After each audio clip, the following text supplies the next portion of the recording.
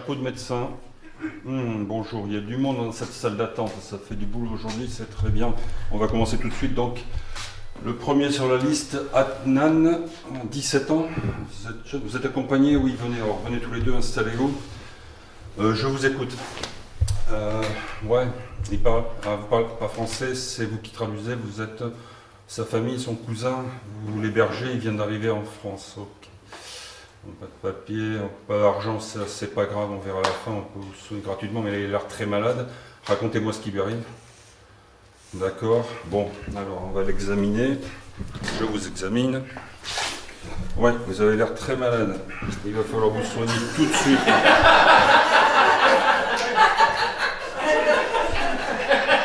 Il va falloir vous soigner tout de suite. Il faut prendre des médicaments là, et vous n'avez pas d'allergie, pas de maladie particulière, pas d'antécédents. D'accord, vous pouvez lui traduire que le traitement que je vais lui proposer, ouais, parce qu'il faut qu'il comprenne et qu'il commence les traitements tout de suite. Il n'a pas besoin d'aller à l'hôpital, il faudrait faire des radios, mais bon, ça va coûter cher, là il n'a pas d'argent. Donc je vous fais ordonnance pour aller à la pharmacie. Ah, mais la pharmacie c'est pareil. Mais vous, je vous connais, vous êtes son cousin, vous êtes Kadir, c'est ça? On s'est déjà vu. Vous avez une carte vitale? Non. Vous avez une carte d'AME, d'aide médicale d'État? Oui. Alors on ne va pas être complètement dans les clous là, mais le traitement, il faut qu'il le commence maintenant, là, sinon ça va dégénérer, ça va être difficile. Est-ce que vous êtes d'accord pour qu'on fasse comme ça? Je fais l'ordonnance à votre nom, vous récupérez le médicament, comme ça il se soigne dès maintenant. Il peut prendre une première dose tout de suite, une deuxième ce soir, ça fait un traitement de charge pour le premier jour. Il ne faut surtout pas qu'il arrête son traitement avant la fin. Hein. Vous lui expliquez bien tout ça, allez-y, vous pouvez traduire s'il vous plaît. Merci. Bon, il a tout compris, c'est bon. Vous repartez, si ça s'aggrave, vous revenez. Bon, ici on fait tous à peu près la même chose. Et puis s'il guérit, il ne faut pas qu'il arrête le traitement avant la fin. On a bien compris, on est d'accord. Je vous remercie, bon courage.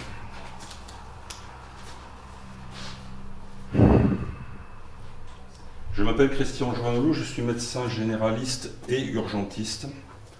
Je travaillais pendant 30 ans dans un SAMU régional de grande ville. J'en suis parti en 2019 parce que j'en avais marre de voir les gens souffrir à l'hôpital, je ne parle pas des patients.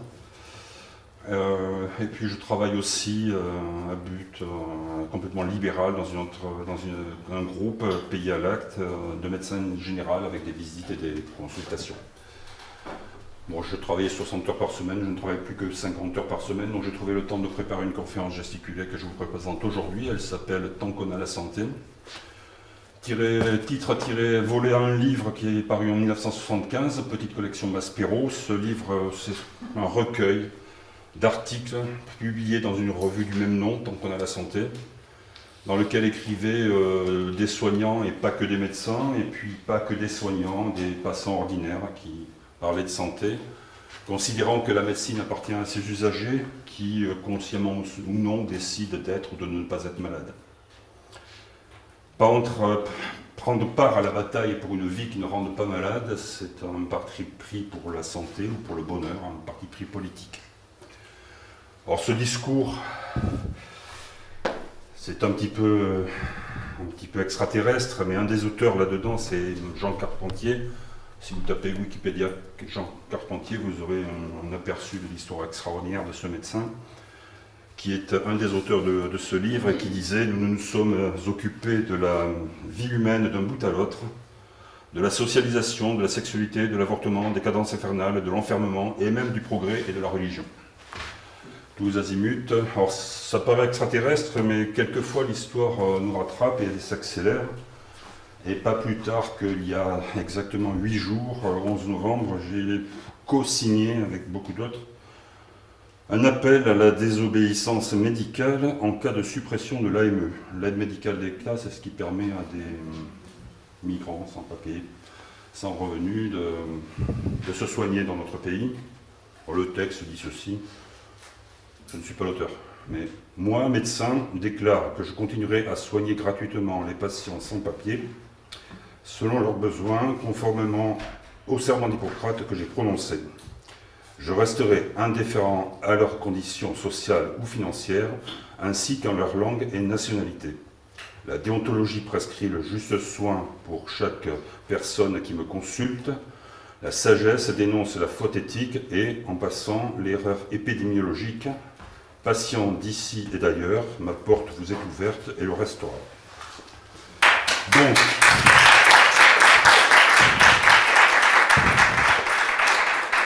vous allez me faire pleurer. J'ai failli. La conférence, elle se tiendra en plusieurs parties. Après une préhistoire que j'espère rapide, on arrivera à l'histoire qui commence en 1946, avec ce que nous appellerons la sociale, qui, avec les mots de cotisation sociale, subvention, convention, va nous permettre d'avoir en France un des meilleurs systèmes de soins au monde à la fin du XXe siècle, avec allongement de la durée de vos vies, qualité de vie de ces années. Puis nous allons basculer vers l'état social, deuxième partie, deuxième moitié, avec des mots comme pénurie, bureaucratie, crédit, remboursement, financiarisation de notre système de santé qui va conduire à son effondrement, recul de votre niveau de santé, fuite des soignants. Et comme je vais vous faire partir avec peut-être un sourire ou un peu d'espoir, on va voir la conclusion où on aura le choix entre une santé comme une marchandise et un effondrement, et une société de chacun pour soi et tous contre tous, et on va essayer de rebondir avec ce déjà-là de la sociale qui a si bien réussi, qu'on peut reprendre, développer, réimaginer, pour repartir vers une santé comme un droit, une société où ce sera chacun pour tous et tous ensemble. Ce sera l'alternative à la fin, j'espère. Bien. Alors, 1975, sortie de ce livre, c'est aussi l'année où je découvre le Yosekan Budo. Yosekan Budo, je dois parler plus lentement, merci Franck. C'est un art martial, alors bon, comme j'ai un peu grandi depuis l'époque, je l'attache comme ça, si vous permettez, la ceinture. C'est un art martial que je choisis parce qu'il n'y a pas de compétition. C'est-à-dire que tous les coups sont permis, c'est du combat de rue, mon adversaire tombe au sol, je continue à taper. Alors, adversaire, c'est plutôt un partenaire, hein, c'est-à-dire que s'il fait ça, c'est comme une question qu'il me pose. Et moi, je dois esquiver, d'abord sauver la tête, c'est le plus précieux, sortir du champ, et puis je peux aussi rentrer d'autres questions.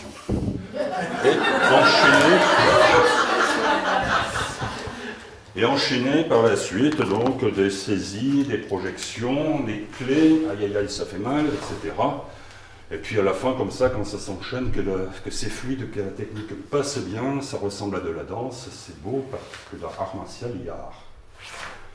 Je l'illustre avec ceci, qui est un dessin que vous connaissez peut-être, c'est celui du Tao, le Yin et le Yang. Alors c'est pas exactement le bien et le mal. Dans la partie sombre, il y a une tache claire, dans la partie claire, il y a une tache sombre. C'est-à-dire que c'est une illustration du rapport de force, on va l'utiliser plusieurs fois dans la conférence. Ça veut dire aussi que dans un débat, je dois être capable d'écouter l'autre, peut-être qu'il a raison et que moi j'ai tort, j'en sais rien. Donc échange, argument contre argument, etc.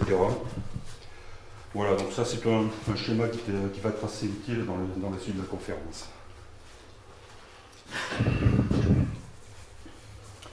Je vais faire médecine un petit peu par défaut. Je suis issu d'une famille de petites paysanneries du sud-ouest. Mes parents n'ont pas fait d'études. Je suis le premier bachelier de ma famille. Et puis jusqu'en terminale, je ne fais que des maths et de la physique. Je n'aime que ça. J'adore l'histoire aussi. Mais comme je ne suis pas d'accord avec le prof en terminale, sous mon pupitre, j'ai mon livre cahier de maths ouvert et avec mon voisin, nous jouons à faire des jeux mathématiques. Donc je me destine à passer les concours des grandes écoles. Et comme je ne fais que des maths et de la physique, on a tous à peu près 18 de moyenne. Et comme ils sélectionnent en fait sur une matière voisine, accessoire, littérature, langue, histoire, que j'ai négligé. Mon dossier est recalé. Et donc je me retrouve avec que faire, comme disait Lénine en 1917. Que faire avec mon bac Je vais faire quoi? Je vais choisir des études qui m'amènent à un métier où je vois des gens différents tous les jours. 3 critères, c'est toujours par 3. Des gens différents tous les jours. Un métier où je bouge, je ne suis jamais au même endroit. Et puis je vais choisir les études les plus longues possibles parce que personne n'a fait d'études dans ma famille. et qu'en France, il y a encore un service public de l'éducation nationale, il y a des universités publiques qui me permettent de faire ces études à des prix défiant toute concurrence, sans être obligé d'emprunter sur le marché financier, de m'endetter à vie. Médecine, ça coche toutes les cases, donc je vais là. Et en médecine, je vais découvrir en première année la compétition parce qu'il y a un concours. Dans l'amphithéâtre, les redoublants mettent le chaos pour empêcher les primants de prendre les notes dans des bonnes conditions. Donc lutte, concours. Je découvre aussi que dans les noms de mes voisins, il y a pas mal de noms qui figurent dans l'organigramme des chefferies de service de mon CHU. Alors, dynastie, chromosome, point d'interrogation. Bref, moi petit paysan, je fais mon truc et je vois que la compétition, en fait, il y a 1500 inscrits et 174 places. Ça fait 1 sur 9 qui pourra passer en deuxième année. Donc je vais devoir apprendre à tuer, symboliquement, mon voisin de droite, celui de gauche, les 3 ci devant, les 3 ci derrière, parce que 3 plus 2 plus 3 ça fait 8, 9 moins 8 égale 1, et je passe.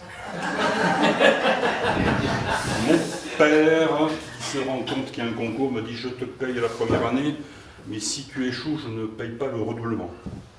Je ne ferai qu'une seule première année. » Si vous avez vu le film de Tomatetti, première année, vous avez une bonne illustration de ce qu'on vit. C'est l'ambiance. La faculté de médecine a un enseignement qui est très vertical, qui s'impose à la base. Bon, je la raconte quand même. On n'a qu'une 12 heures de psycho dans tout le programme, et en cours de psycho, en deuxième, troisième année, là, le prof nous explique l'intérêt qu'il y a au paiement à l'acte. C'est-à-dire que si le patient paye, il y a ce que propose, ce que prescrit le médecin sera mieux reçu, assimilé et accaparé par le patient. Et s'il paye en sonnant et trébuchant, c'est mieux, et s'il rate son rendez-vous, il faut qu'il paye aussi. Et là, il y a une jeune fille qui se lève dans l'amphithéâtre, qui interpelle le prof, il lui dit « Mais pourquoi vous racontez ça? Qu'est-ce que c'est ? Les patients, ils sont des adultes, ils sont responsables, ils sont capables de comprendre ce qu'on leur dit, ce qu'on leur explique, d'assimiler la prescription, de s'apprivoiser leur maladie. Pourquoi vous les infantilisez? Les psychiatres et les psychologues ont-ils un problème avec l'argent? Enfin de la politique. » Et là, le prof se retourne vers elle et lui dit « Mademoiselle, c'est une question que vous vous posez. » Et il continue son cours. La jeune fille se lève, ramasse ses affaires en colère, elle est magnifique, elle sort de l'amphi, je vais la suivre, lui dire bravo, me mettra une baffe parce qu'elle a besoin de punching ball. Je lui dis merci comme une caresse et je reste assis à mon pupitre à gratter les cours du cours.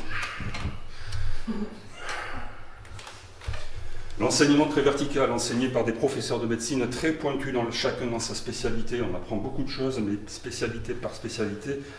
Et c'est pas très adapté à ce que sera mon travail de médecine générale qui brasse large et horizontal plutôt. Ce qui fait qu'à la fin de ces études, je vais avoir très peur de me retrouver en médecine générale face à des patients de médecine générale.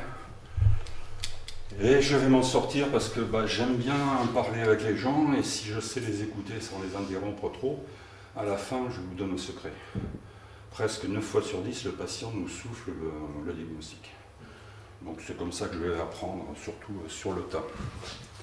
Un exemple par exemple, tiens, un patient qui a très mal au dos, il arrive comme ça et bon, je l'examine, je fais le tour de sa personne et puis je trouve rien. Enfin, que des choses normales, enfin, aucune catastrophe à lui annoncer. Je ne sais pas pourquoi il a mal au dos. Alors si je suis rapide, je vais faire une ordonnance de mal au dos, mais si je peux faire, et si mon planning me le permet, de la médecine un peu plus lente, je peux discuter, essayer de voir plus large son paysage, quoi. Alors, votre vie familiale, ça va, tout le monde va bien, personne n'est mort, bon. Et votre vie sentimentale, ça va, vous êtes toujours amoureuse, ouais. On se connaît un peu, mais bon. Et puis votre vie professionnelle, par exemple, c'est ça qui reste. Et là, quelquefois, on va arriver des larmes au coin des yeux, et bingo, on est dans la cible, c'est bon, et là, on fait parler. Et puis si au bout du bout, on se rend compte que, par exemple, c'est le travail, qu'il en a plein le dos, parce que c'est le travail qui rend malade, alors vive l'arrêt de travail. Bon, là, normalement, la consultation n'est pas terminée, mais ce sera dans la version de 3 heures ensuite. Bon, je vais faire médecine, je vais vous raconter un petit peu comment c'était la préhistoire, c'est-à-dire avant 1946. Je resterai au 19e, 20e siècle.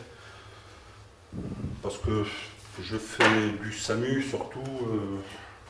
J'ai beaucoup travaillé, mais quand je faisais du SAMU, 48 heures par semaine, j'avais aussi du temps pour faire des rapatriements sanitaires et j'ai beaucoup voyagé dans le monde pendant 10 ans pour aller chercher des Français. Enfin, tant qu'on vous paye vos retraites, vous voyagez, et donc quand vous êtes malade loin de chez vous, il faut aller vous chercher et vous ramener près de chez vous. C'était mon boulot. Quand j'étais pas de garde au SAMU, je m'occupais de ma famille, de mes enfants, et puis je faisais ça aussi. Et donc j'ai beaucoup voyagé, j'ai vu dans certains pays où il n'y a pas de service public aussi développé qu'en France, où il n'y a pas de sécurité sociale, les situations qui étaient celles de notre pays avant le milieu du XXe siècle. À ces époques ici, les médecins sont rares et ils ne sont pas très efficaces, ils ne savent pas grand-chose. Ils vont s'améliorer, être de plus en plus efficaces avec des techniques comme Pasteur et la vaccination, avec des techniques comme la pasteurisation, avec l'alliance avec la pharmacie et puis les antibiotiques, ça sauvera aussi des vies. Et puis le seul fait de se laver les mains avec de l'eau et du savon avant d'opérer ou d'accompagner un accouchement, ça va aussi sauver des vies. Mais bon, c'est assez lent comme progression. Ils seront très attachés à ce qu'ils appellent le monopole de la pratique de la médecine.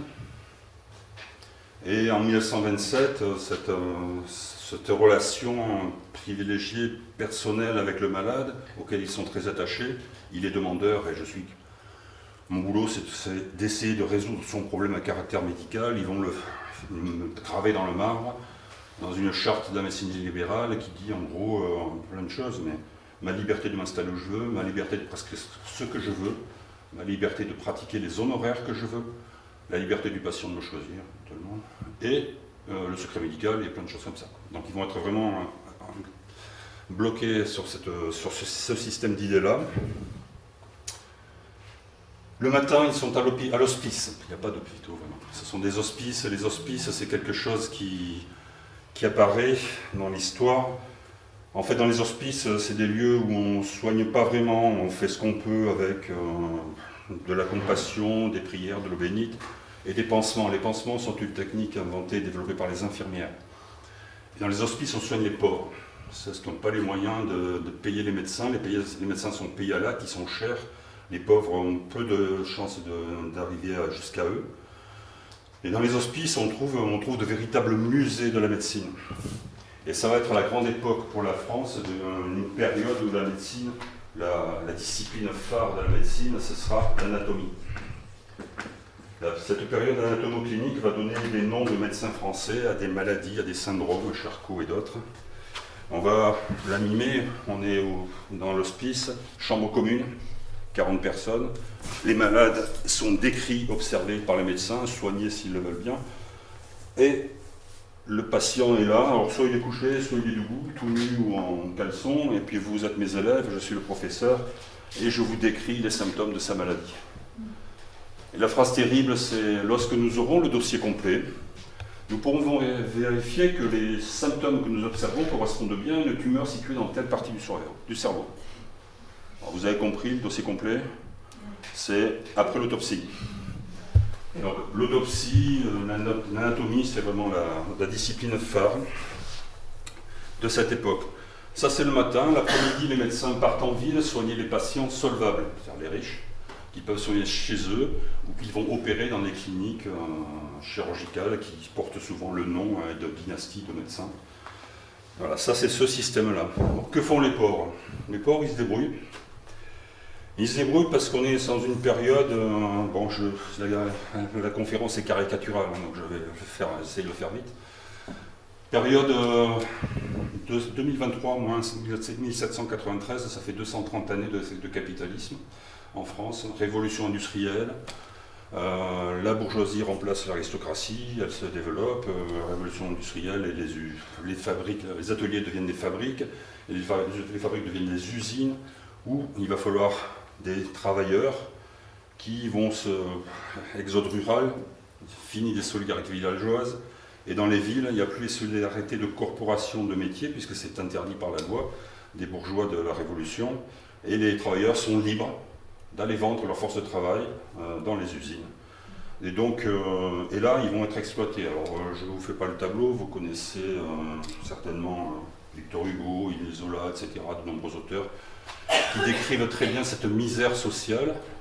Et ces misérables vont, voyons comment ils souffrent, vont essayer de s'organiser pour se donner les moyens de s'élever un petit peu au-dessus de cette misère. Et ils vont créer, donc essayer de réfléchir sur leurs conditions, et créer, merci la lumière, et créer d'abord des caisses de secours mutuels. Ce sera les premières étapes, c'est ce qu'on voit chez les femmes africaines lorsqu'elles créent des tontines. C'est-à-dire ça consiste à mettre une pièce de temps en temps dans un pot commun, et lorsqu'il y a assez de sous, on décide collectivement, ce sont souvent des femmes qui font ça, qu'est-ce qu'on va en faire. Ça peut servir aussi à envoyer quelqu'un se faire soigner à l'hôpital, mais pas que. Et là, ces caisses de secours mutuels, c'est un peu pareil. Accident du travail, des orphelins, des trop vieux pour travailler, des malades, voilà, ça peut servir à ça. Et puisque je suis caricatural, on a ici l'usine ou la mine, à côté la ville où vivent les ouvriers, les travailleurs ou le coron, et au bout de la rue, sur la colline, le château de la famille qui est propriétaire de l'usine. Et lorsque dans le château, on voit ces ouvriers qui mettent des sous dans une caisse commune, qu'est-ce qu'ils vont en faire? Ils vont s'acheter des armes, de quoi fabriquer une bombe pour faire sauter le château, on ne sait pas. Donc première réaction, c'est la répression. Parce qu'effectivement, ils ont raison, les bourgeois, ils réfléchissent et ils ont le temps, mais les ouvriers, effectivement, autour de ces questions, de ces problèmes, ils vont réfléchir à leurs conditions, et ça va être des lieux de subversion. Et ils vont être à l'origine, plus tard, d'associations, de syndicats, de partis politiques à caractère plutôt révolutionnaire. C'est là qu'on va trouver ce que je vais appeler des briseurs de chaînes. Mais la bourgeoisie qui réfléchit se dit que c'est pas plus mal finalement, parce que s'ils mettent de l'argent en commun pour soulager leur peine, moi je sais qu'un travailleur qui a 10 doigts, il travaille mieux que s'il en a 9 ou 7 ou 8. Quoi. Et plus il est en bonne santé, plus il est rentable, plus il est efficace, plus efficient, et plus il y a de laine à tondre dessus. Quoi. Donc on va les laisser faire, et puis on va même subvertir les choses. Subvertir un renversement, je récupère le truc et je me le réapproprie, parce que finalement c'est pas de la même couleur que moi, mais il y a un petit peu de sombre, ça peut être intéressant de le récupérer. Et si je reprends le pouvoir dessus, je peux en faire quelque chose à mon bénéfice. Et donc au lieu d'avoir que des structures où il y a des briseurs de chaînes, on va le récupérer, et on va se mettre en place et favoriser, développer des structures où on aura plutôt des négociateurs du poids des chaînes. On va les appeler comme ça, c'est-à-dire ça sera moins lourd, mais c'est toujours des chaînes.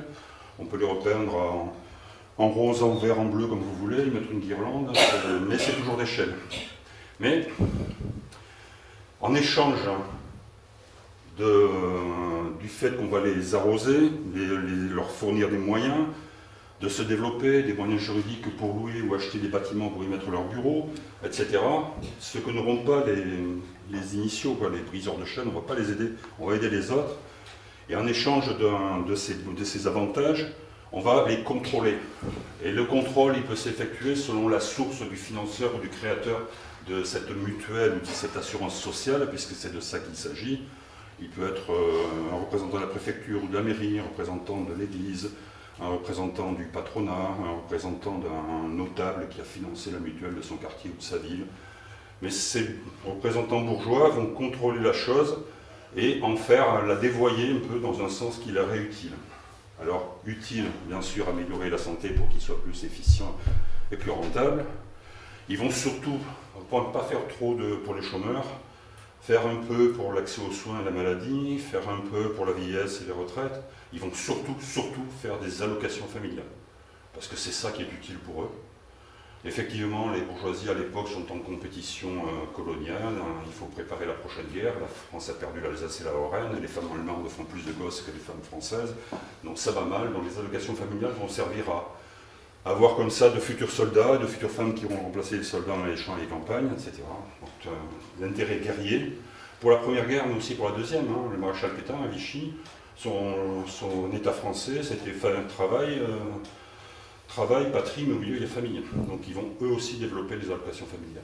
Accessoirement, ces allocations familiales sont un très bon outil pour le patronat contre le salaire. Je suis patron, chapeau de patron avec une plume, parce que je commande. Les chefs indiens ont plein de plumes sur les chapeaux. Vous êtes mes ouvriers tous en grève, mes travailleurs, et vous êtes plus nombreux que moi. Je cède. Je vous donne 10, et sur les 10, armes du patronat contre les salaires, Il y en a 5 qui vont augmenter tous vos salaires, c'est ce que vous avez demandé, augmentation de salaire. Et les 5 autres, je vais les mettre dans les allocations familiales. Et ainsi, les chargés de famille vont gagner plus à l'issue de la grève que les célibataires. Diviser pour régner, c'est un moyen utile. On arrive enfin à la sociale. 1946, rapport de force qui se renverse.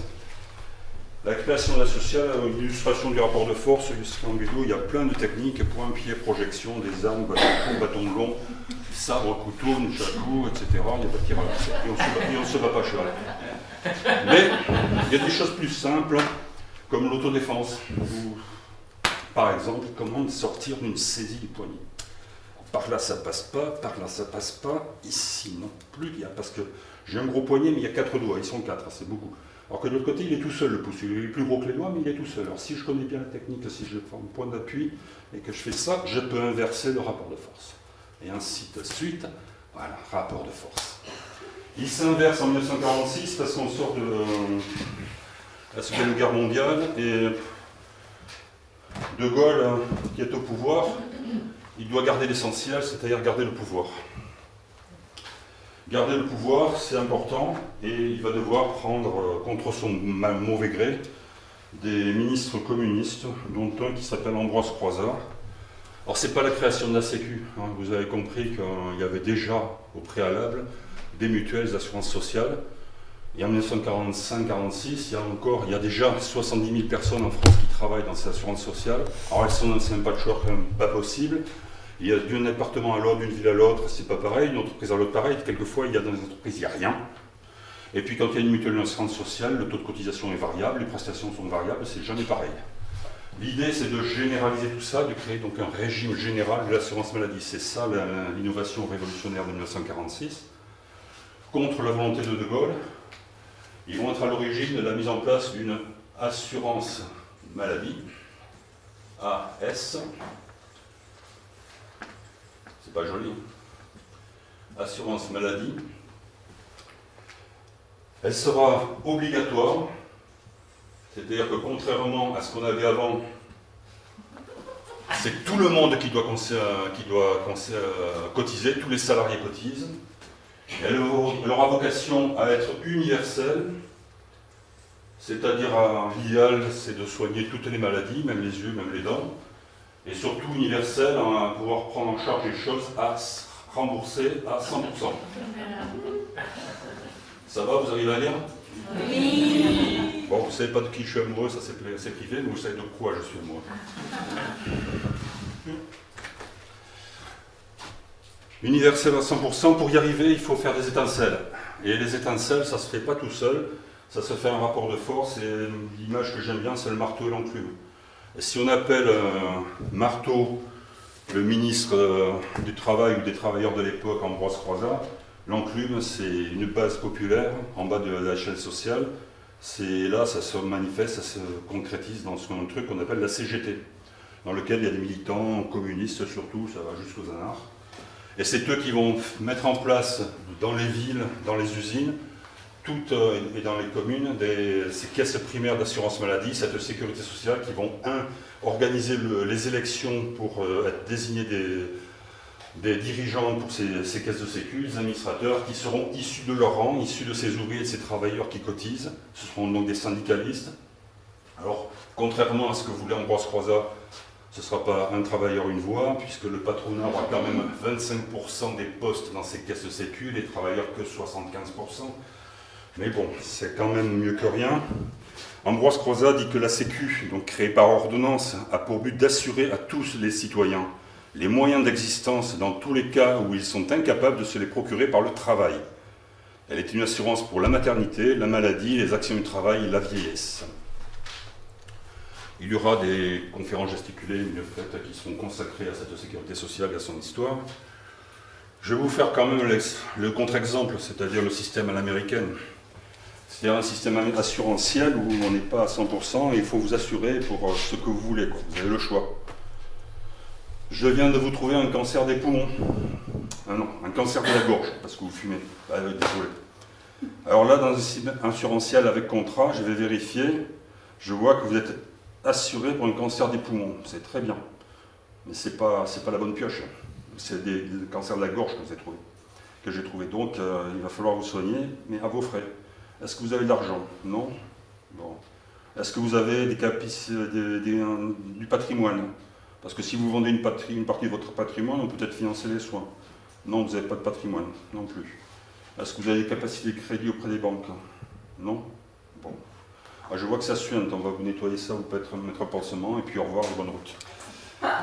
Voilà, dans un système individualisé, c'est ça, dans un système à vocation universelle, c'est toutes les maladies qui sont prises en charge, on ne vous demande pas si vous avez les moyens de payer. Ce système va être attaqué dès le début. De Gaulle est contre. Il est obligé, pour garder le pouvoir, de prendre quelques ministres communistes parce que ce parti fait le maximum de voix et le premier nombre de voix aux premières élections générales à la Libération. Il y a aussi des dizaines de milliers de militants armés dans les campagnes, dans les villes et dans les ports. Ça fait un sacré rapport de force et donc il est obligé de l'accepter. Et c'est en 6 mois qu'ils vont mettre en place ce régime général de sécurité sociale avec des caisses de sécu un peu partout dans le pays. Bon.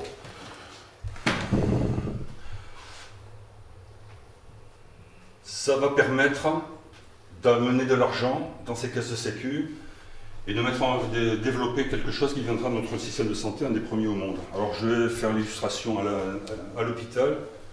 À l'hôpital, le maître d'œuvre de tout ça, ça va être celui qui va avoir l'idée de développer l'offre de soins hospitalière. On était déjà avec les hospices encore dans les années 50.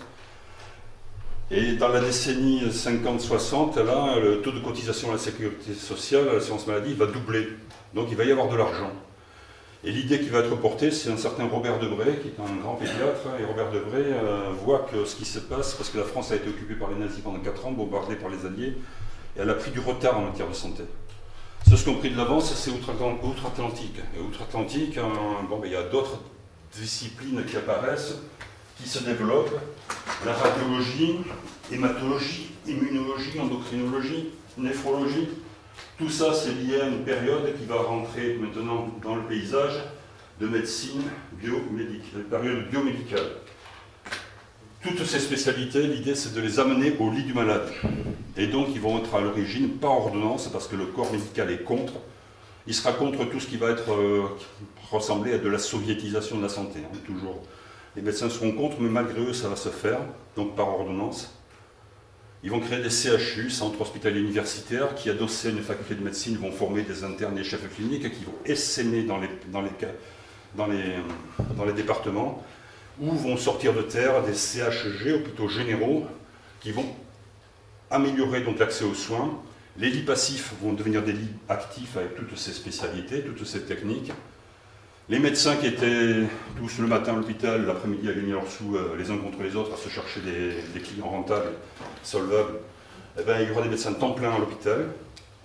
Alors les médecins sont contre, c'est de l'humour de Carabin, vous en faites ce que vous voulez, mais temps plein, qu'est-ce que c'est temps plein à l'hôpital?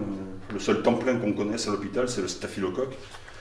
Les médecins de temps plein vont faire 3 choses: du soin, de l'enseignement, et du soin, l'enseignement, et quoi? De la recherche. La recherche. Qu'est-ce qu'on va rechercher? Les dossiers égarés, enfin. Donc beaucoup.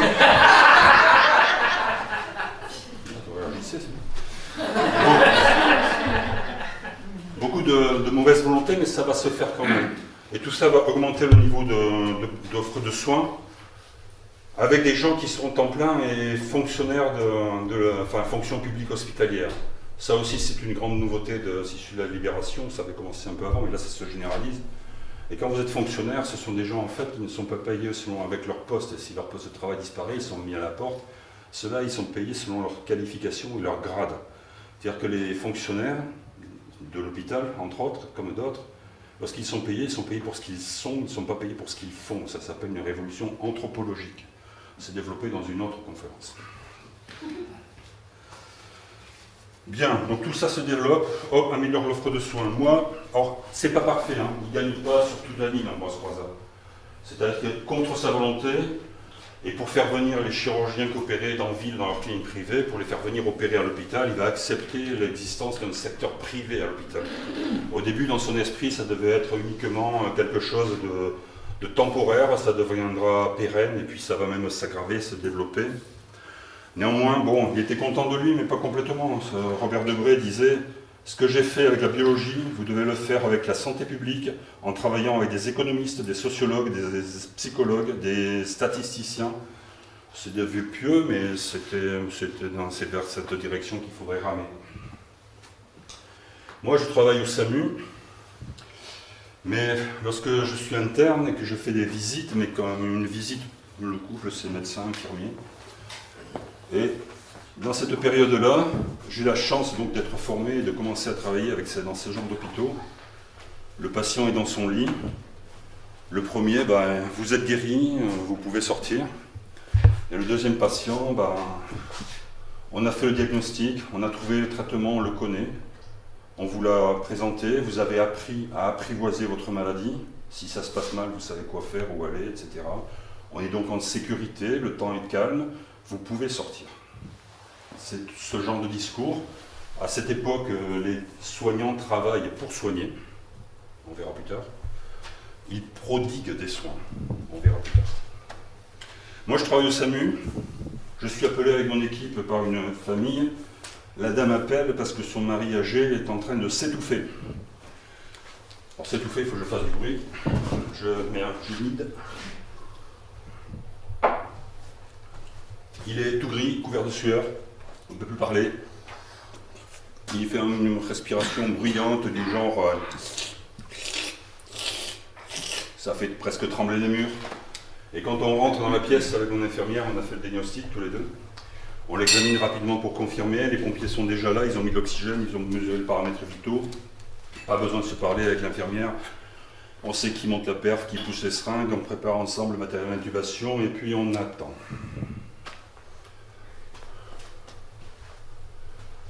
Le temps pour qu'il s'améliore, qu'après dissipation de ces brumes matinales, il refait beau, et le patient s'améliore, le niveau, il avait l'impression de se noyer dans son eau, que la marée montait, puis ça redescend, il re-respire, il reparle, il est épuisé, son visage a perdu ce masque de la sensation de mort imminente qu'il avait quand nous arrivons. Donc on va doucement, parce qu'il est fatigué, le transporter à l'hôpital pour faire un bilan, comprendre ce qui s'est passé, éviter que ça recommence. Et là, plusieurs fois, il m'est arrivé de voir arriver vers moi son épouse toute tremblante avec un chéquier et un stylo se demandant combien ça allait lui coûter. Ces trois pompiers en uniforme, ces trois soignants d'hôpitaux en blanc avec tout leur matériel qui fait bip bip pch dans son salon, qui viennent de sauver la vie de son vieux. Et moi, non madame, service public. Bon, c'est l'ambiance de cette époque. En médecine de ville, les médecins seront vent debout contre la sécurité sociale, et comme il l'était contre les assurances et les mutuelles. C'est-à-dire qu'ils préfèrent avoir le pouvoir qu'ils ont sur le patient parce que tu me demandes de t'aider et j'ai le pouvoir de régler ton problème si je trouve la solution. Et je peux fixer les honoraires.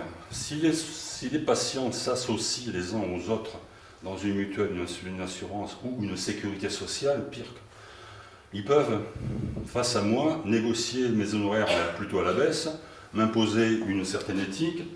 Voilà, donc c'est le dilemme pour les médecins. On est toujours avec un dilemme, d'accord ? Tout n'est pas clair et il y a des rapports de force qui s'inversent.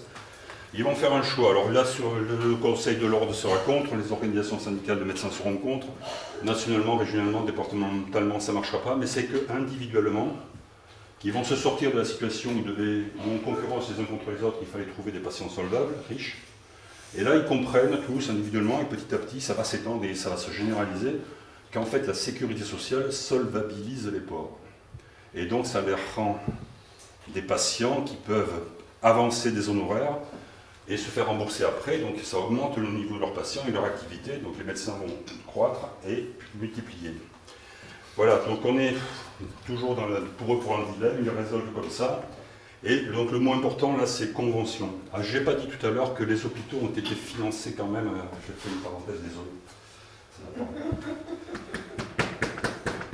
Les hôpitaux ont été financés à l'époque, en 1958, décret donc, du gouvernement de Bray. Et en 1960, lorsque les CHU, les CLG dont je vous ai parlé tout à l'heure sortent de terre, ils sont financés essentiellement par la sécurité sociale sous forme de subvention. C'est-à-dire qu'il n'y a pas un franc de l'époque qui a été emprunté sur les marchés financiers. C'est permis parce qu'ils ont augmenté le taux de cotisation.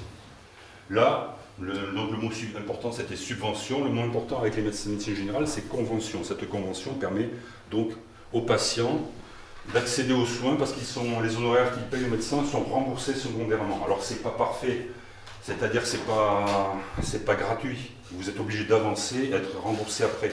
Il faut pouvoir avancer. Quelquefois, ça peut être un frein à l'accès aux soins. En médecine générale, c'est un peu la médecine du doute. Hein. On ne sait jamais si on s'est trompé d'erreur, si on n'a rien oublié. Et puis, la difficulté, ce qu'on sait quand même, c'est que si vous venez vous soigner précocement, sans attendre, si on fait le diagnostic assez tôt, c'est quand même mieux pour vous. Vous souffrez moins longtemps, vous risquez moins de vous aggraver, et puis au bout du bout, ça coûte aussi moins cher à tout le monde. C'est un peu ce que j'ai fait au début de l'histoire avec Adnan, ce réfugié kurde. Vers la fin du XXe siècle va apparaître la carte vitale. Alors ça, c'est un truc, grâce à l'informatique, merci, on a un moyen qui vous permet d'être remboursé plus rapidement. Vous avancez les frais, mais le retour, il n'y a pas besoin d'aider les postaux, il faut quelques jours. Et puis, ils vont inventer aussi un truc qui s'appelle la CMU, Caisse de couverture maladie universelle. C'est-à-dire qu'en dessous d'un certain seuil de revenus, vous n'êtes plus obligé d'avancer les frais. Mais il y a toujours l'effet seuil, que dès que vous passez le seuil de la CMU, vous êtes obligé d'avancer les frais. Donc la difficulté, elle n'est pas tout en bas de l'échelle sociale, elle est juste un peu plus haut de celui du seuil. Et illustration. Alors, ils font aussi un truc pénible, ils font des dépassements d'honoraires, non remboursables. Parce que je le vaux bien, c'est ce genre de truc. Moi, je me souviens de Adèle, elle a des jambes lourdes, des varices, il faut qu'elle se fasse opérer. Et lorsque je la vois, alors, elle a trouvé un chirurgien, mais c'est un chirurgien en clinique qui fait que des dépassements, et lui demande 400 € par jambe. Et comme elle est très très pauvre, il est sympa, pour la deuxième jambe, il lui fait le dépassement de demi-tarif. Donc le système n'est pas parfait, c'est un des meilleurs systèmes de santé du monde, mais quand même il y a des biais, quoi. Un autre biais, je suis appelé par une famille, par une dame, où je montre 4 étages, j'arrive chez eux, assez peu de meubles, une table et 3 chaises dans la pièce principale, c'est pour son bébé de 6 mois qui est malade. Bon, je l'écoute, elle me raconte, je l'examine, je lui propose ma solution, on est d'accord. Et puis je lui demande si elle a sa carte vitale. Alors demander la carte vitale, pour moi c'est bien, parce que je sors d'une vie d'hospitalier où non madame service public.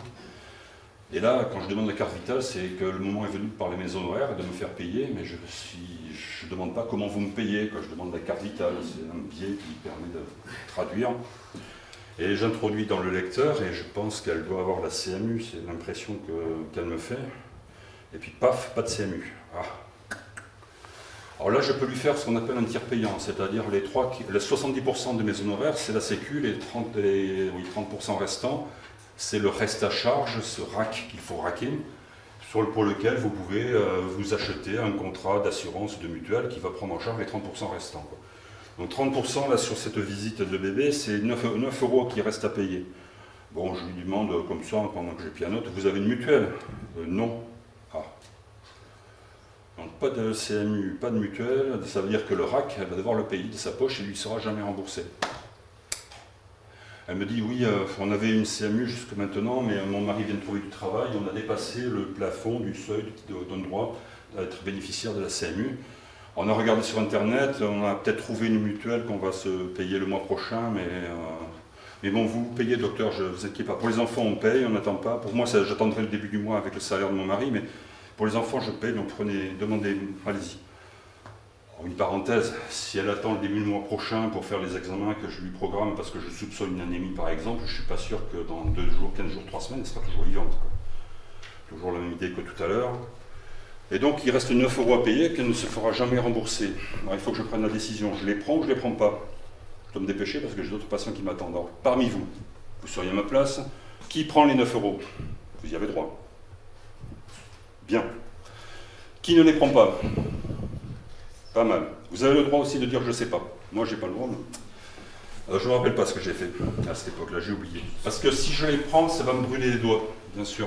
Moi, je n'ai pas besoin. Apparemment, elle doit en avoir plus besoin que moi. Mais si je ne les prends pas, je vois sur son regard qu'elle veut me les donner. Et si je ne les prends pas, j'ai l'air de lui dire, pauvre femme, je te fais cadeau de 9 € que tu ne m'as pas demandé. C'est une charité que tu ne m'as pas demandé. je risque d'abaisser sa dignité. Donc je ne sais pas trop, c'est un sacré dilemme. C'est un problème qui est posé donc à des gens comme moi en bas de l'échelle et qui devraient prendre en charge des décideurs en haut de l'échelle. Mais ils ne le font pas, donc ils se débrouillent avec ça. Donc voilà, ce système est très beau, on est un premier système de santé au monde. On passe à la deuxième moitié de la conférence. Je ne sais pas quel est le chronomètre. C'est bon, merci.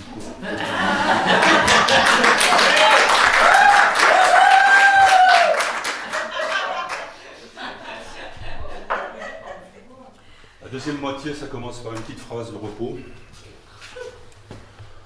Nous sommes à Cordoue, 1er siècle de l'ère commune, et là vit Sénèque.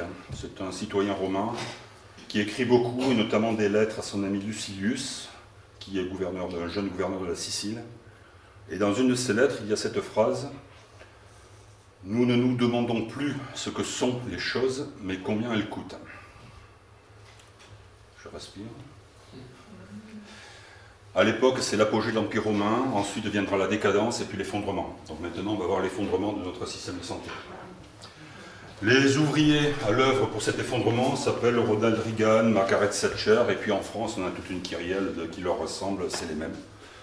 Les inspirateurs sont multiples. Moi, il y en a un que j'aime bien qui s'appelle Christian Morrison, 2 R et 2 S, auteur du cahier numéro 13 de l'OCDE, Organisation pour le commerce et le développement économique. Le titre du texte qui fait 40 pages, c'est tout, hein, très clair. Ça s'appelle « De la faisabilité de l'ajustement structurel ». Vous ne comprenez pas le titre, c'est fait exprès, mais c'est très clair dans le texte puisqu'il explique en 40 pages comment faire quand vous êtes dans un pays avec un système de service public ou un bien commun auquel les gens sont attachés parce qu'ils l'ont toujours vu dans leur paysage, ça leur a rendu plein de services dans leur vie, il est proche d'eux, ils l'aiment. Comment faire pour casser ce truc ou le privatiser, en privatiser la partie la plus rentable.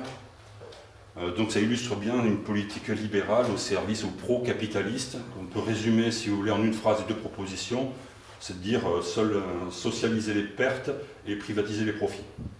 Comment on fait? En quelques mots, il faut nommer négativement l'objet en question, le dénigrer, en dire du mal. Il faut qu'il soit lointain, qu'il soit inefficace, inefficient, ou qu'il rende de mauvais services par des gens qui sont aigris, pas contents. Voilà, donc ça met de la distance entre la population et cet objet, et le jour où vous allez le casser, ils auront du mal à se mobiliser pour aller défendre un truc qu'ils n'aiment plus, quoi. Deuxièmement, il faut maltraiter les gens qui travaillent à l'intérieur. Leur tordre le bras, leur changer la façon de travailler, qu'ils aient l'impression de mal travailler, de faire du mauvais travail, de ne pas aimer leur boulot, de ne pas aimer leur travail, de le fuir s'ils peuvent, comme à l'hôpital, ou en dire du mal, ou à la fin des fins, si vous arrivez à faire que ce soit eux-mêmes qui demandent la privatisation de leur service public, alors là vous êtes champion du monde. Bravo. Il ne faut pas aller trop vite. Et il ne faut pas frapper tout le monde en même temps. C'est-à-dire que vous allez taper sur cette partie-là et vous allez caresser cette partie-là. Et puis au bout d'un certain temps, vous faites l'inverse, vous frappez ceux-là et vous caressez les autres. Parce que si vous leur frappez sur tous en même temps, ils risquent de se mobiliser tous unis et ils sont quand même plus nombreux que nous, alors il faut se méfier, quoi. Alors nous, c'est chapeau, hein, vous avez compris. C'est la métaphore du salami. Vous connaissez tous ce gros saucisson? Bah, oui. Si vous l'avalez d'un coup, vous vous étouffez. Par contre, si vous êtes capable de le découper tranche fine par tranche fine, vous pouvez même l'attaquer par les 2 bouts. En plus, ça peut être bon. Et puis à la fin, vous finissez par bouffer tout le saucisson. Donc il faut y mettre du temps et c'est ce qu'ils vont faire. Ça va? Je continue. Donc illustration, on va commencer par la sécurité sociale. Parce que pour arriver à casser le truc, on est dans une partie maintenant qui s'appelle, après la sociale, ça s'appelle l'état social. Alors c'est un faux ami, on va le voir pourquoi. Mais il faut prendre le pouvoir politique, et il faut prendre le pouvoir aussi à la tête de la structure. Et donc il va falloir, jusqu'à présent je vous avais dit qu'à sa fondation, du régime général en 1947, 46-47, les salariés, les travailleurs qui cotisent représentent 75% du pouvoir à l'intérieur des caisses d'assurance maladie, et 25% pour le patronat.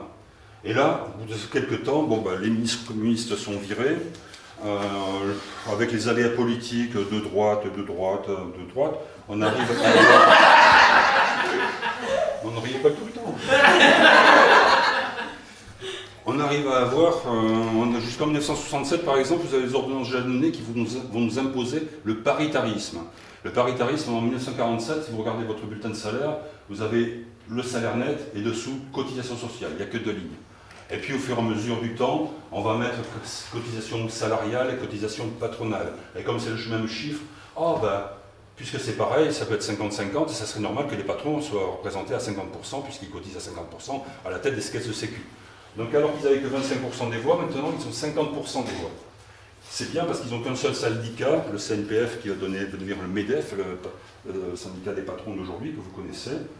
Ils sont tous seuls avec 50% des voix, mais ça ne fait pas une majorité. Il suffira après de s'allier avec un des syndicats d'ouvriers, parce qu'au début du dernier siècle, il n'y avait qu'une seule CGT, à peu près, et puis au fur et à mesure du temps, ça se divise, il y en a de plus en plus. Et il suffira d'en trouver un, allié avec le patronat, pour diriger les caisses de sécu. Au début, ce sera Force ouvrière, plus tard, ce sera la CFDT. Mais c'est pareil, on leur donne quelques avantages, et puis ils vont laisser faire surtout, et ne pas empêcher la casse de cette sécu. Comment on casse la sécu? J'ai dit qu'il fallait la dénigrer, donc on va inventer un trou. Alors c'est aussi une époque, toujours 1975, parce que je vais garder cette date. Et il y a eu la guerre du Golfe, choc pétrolier, soi-disant, crise économique, on a des dettes, on dépense trop, vous n'êtes pas sérieux, vous bouffez trop, vous dépensez trop, il va falloir vous serrer la ceinture, sinon on ne va pas y arriver. Et la sécurité sociale dépense trop, il va falloir diminuer donc ces dépenses-là, et on va inventer le trou de la sécu, parce que le patronat a les boules, parce que aussi la bourgeoisie, parce que la sécu de 1947, c'est à peu près la moitié du budget de l'État, géré par des travailleurs essentiellement. À la fin du siècle, c'est 1,5 fois le budget de l'État. C'est une somme énorme d'argent qui échappe complètement au circuit financier, à la spéculation. Ils ont les dents qui crayent le parquet, ils n'en peuvent plus, donc il faut reprendre le pouvoir là-dessus et le sortir à ces travailleurs, ces loqueteux, ces ignares, ces incultes. Ils sont incapables, et puisque regardez, il y a un déficit, il y a un trou, et pour fabriquer un trou, c'est un déséquilibre entre des recettes et des dépenses, un trou dans un budget. Or, les dépenses de la sécurité sociale, elles augmentent à peu près de 4% par an, bon an, mal an, parce que vous vieillissez, qu'il y a des techniques médicales, des innovations, des découvertes, qui coûtent un peu plus cher, qui vous permettent de vivre mieux et plus longtemps, et que l'inflation est là aussi, etc. Donc à peu près, ça augmente les dépenses, et pour rétablir l'équilibre, il faut augmenter les recettes. Bon. Donc on va inventer le trou de la sécu. Ces attaques, elles ont lieu dès le début. Phrase d'Ambroise Croizat, où est-ce que je l'ai? La sécu ne parlait jamais d'acquis sociaux, mais de conquis sociaux, car le patronat ne désarme jamais. Les attaques, elles ont lieu dès le début. Tout le monde est contre, De Gaulle, la bourgeoisie, le patronat, l'Église aussi, contre cette soviétisation encore de la santé. Prendre le pouvoir, avec le paritarisme, c'est fait. Et le trou, je vais vous donner juste 3, parce que ça marche par 3, moyens d'attaquer, de creuser le trou de la sécu. Il y a des taxes sur les alcools et les tabacs, récupérées par l'État, reversées dans les caisses de sécu chaque année. Il suffit d'oublier de les verser ou d'en verser qu'une partie. Il y a moins de recettes, donc ça creuse le trou. Deuxième façon de faire, c'est les exonérations de cotisation. Vous avez vu, salaire net, cotisation, on va dire pour les jeunes, pour augmenter l'employabilité des jeunes, on va permettre aux patrons de ne pas verser les cotisations sociales de cette catégorie de salariés. Or, c'est votre travail qui crée les richesses. Une partie des richesses créées dans votre travail, une partie seulement, se retrouve dans votre salaire. Et si on exonère votre employeur de payer les cotisations sociales de votre salaire, vous comprenez que c'est un hold-up sur une partie de votre salaire. Il le garde dans sa poche. Et ce faisant, on peut diminuer aussi les dépenses de la sécurité sociale. Alors celui qui va faire ça, un champion, c'est notre camarade Pierre Bérégovoy, Premier ministre. On est dans la rhétorique. Alors au UC Cambudo, on a plein de techniques. Beaucoup. L'objectif dans le combat, c'est d'essayer de trouver, d'esquiver, d'attirer, d'amener l'adversaire où on veut, pour qu'il se découvre et trouve faire un trou. Faire un trou, ça permet de rentrer technique et de... Voilà, j'attire par en bas et je rentre en haut. Bon. Pierre Bérégovoy va nous faire la même chose. Chapeau de Premier ministre. Ce qu'il a fait, ce criminel, c'est qu'en 1983, il a bloqué le taux de cotisation à l'assurance maladie. Jusque-là, vos salaires étaient indexés sur les prix. Les prix augmentés, les salaires augmentés pareil, et donc les cotisations pareil, et les recettes de la sécurité sociale pareil. 83, il décide de bloquer parce que ça coûte trop cher. Et donc, voilà ce qu'il nous dit à la télé en 1984. Donc, baisser la garde, ça c'est la technique rhétorique, vous allez voir, ça marche très bien. Je suis profondément attaché à la Sécu et j'ai observé que 85% des Français considèrent qu'il s'agit d'une grande conquête sociale et je suis obligé d'assurer l'équilibre des comptes de la Sécu. Car si nous laissions se creuser un déficit dans les comptes de la Sécu, c'est l'institution elle-même qui se trouverait compromise. Or, il y a des recettes et des dépenses. J'ai refusé l'an passé d'augmenter les cotisations sociales à la charge des entreprises et à la charge des salariés. Il m'a donc fallu rechercher un certain nombre d'économies dans la gestion. De grandes réformes sont en cours et je pense notamment à la maîtrise des dépenses hospitalières et à la maîtrise des dépenses de médecine de ville. Dans le texte, toute la première moitié, on adopte, c'est notre texte. Ouais, il est sympa, Pierre, c'est bon, pas besoin de rester en garde, on peut se reposer, baisser la garde, là c'est fatigant, là ça l'est moins. Donc je baisse la garde. Et vous avez la phrase du milieu qui tue. Alors il est honnête, hein, il parle de cotisation sociale. J'ai refusé l'an passé d'augmenter les cotisations sociales. En fait, il a bloqué le taux de cotisation. Mais dans la même phrase, il y a deux fois à la charge des entreprises et à la charge des salariés. Boum, boum. Ce sont des charges. Et ensuite vient la mise à mort. On va diminuer les dépenses hospitalières, les dépenses de santé. Là, on est dans la rhétorique. Un jour, je me retrouve avec une patiente qui souffre, qui est malheureuse, parce qu'elle a des difficultés, surtout des difficultés financières. Elle est fatiguée, elle a du mal à élever ses enfants, elle a perdu son boulot, et elle me dit cette phrase, elle me dit « Docteur, mon patron m'a licencié parce qu'il payait trop de charges. » J'ai envie de pleurer. Pas parce qu'elle est malheureuse, qu'elle souffre, qu'elle a du mal à élever ses gosses, il y en a beaucoup quand même, tous les jours, dans mon cabinet. Mais là, je pleure parce qu'elle a adopté une phrase avec un discours absolument contraire à ses intérêts. Elle parle de charges pour désigner les cotisations sociales. C'est de la propagande, c'est de la rhétorique, c'est du langage. Lorsque votre patron vous parle de ses charges, il faut le corriger, il faut lui dire cotisation sociale. Non, mais on dit charge parce que tout le monde dit charge, vous fait le patron. Oui, mais vous dites tout le monde dit charge parce que vous leur parlez de charge. Mais arrêtez, c'est cotisation sociale. Il faut les corriger à chaque fois. Et leur dire, je vous parle en français juridique. Et vous pouvez dire à votre DRH, à votre patron, je vous mets au défi de lire ensemble le code du travail ou le code de la santé publique et de trouver une seule fois écrit le mot charge dedans. Jamais. Ce qui est répété X fois, c'est cotisation sociale. Bon, pour moi, c'est ce qu'il y a de plus beau en France. Troisième moyen. Ah oui, je suis quand même, encore un peu de rhétorique, après je passe au troisième moyen. Le chapitre où nous sommes, ça s'appelle État social. Je vous ai dit que c'était un faux ami, on va le démontrer un peu plus tard. État social, même si c'est un faux ami, dans l'esprit des gens, quand je vous avais pas vu la fin de la conférence, vous dites que c'est plutôt bien, quoi. L'État il fait du social. C'est un mot positif. Donc même celui-là, ils vont le dénigrer, ils vont parler d'État-providence, pour en dire du mal. Ça veut dire que vous n'êtes pas responsable.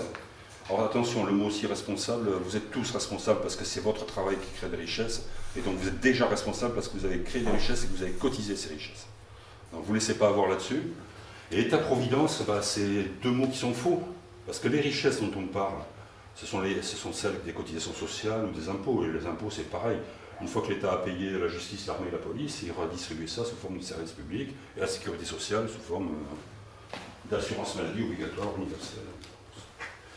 Donc ce n'est pas l'État ni la Providence. Ce n'est pas la Providence parce que cette richesse, c'est votre travail qui l'a créée, elle ne tombe pas du ciel, ce n'est pas la Providence qui pourvoit, Dieu merci.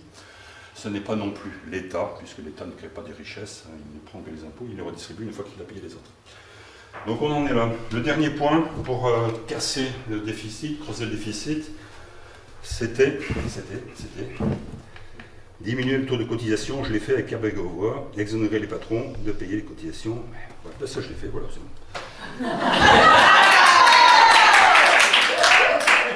L'objectif derrière, c'est de remplacer ce système par la loi du marché. Et là, on a un autre ministre qui s'appelle Mattei en 2002, parce que c'est leur objectif marchandisé, qui dit « Il faut cesser de dire qu'il est nécessaire de maîtriser, contenir et poser la question du niveau de ces dépenses dans le budget de la nation, en faisant la part de l'assurance maladie, ça marche par 3 aussi, la part des assurances complémentaires et la part laissée aux usagers. Voilà, François Mattei, donc pour eux, si vous voulez, la mise en concurrence, c'est d'un côté l'assurance maladie et de l'autre, en face, dans le marché, c'est les assurances sociales, les assurances privées. Parce que le viager de la sécurité sociale n'a que trop duré, cette vieille dame.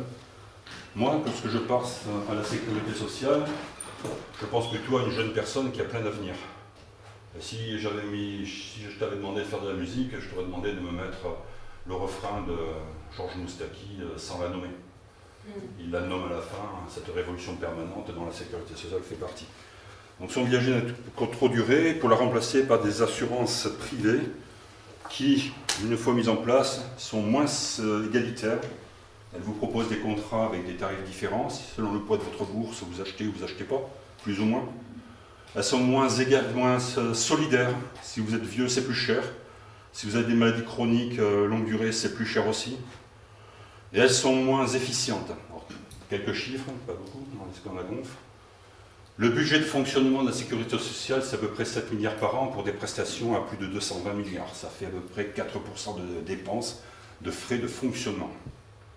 Efficience, le budget des assurances maladie, des assurances privées et des mutuelles, c'est aussi un peu plus de 8 milliards par an pour des prestations uniquement à 34 milliards. Ça fait à peu près 20% de frais de fonctionnement.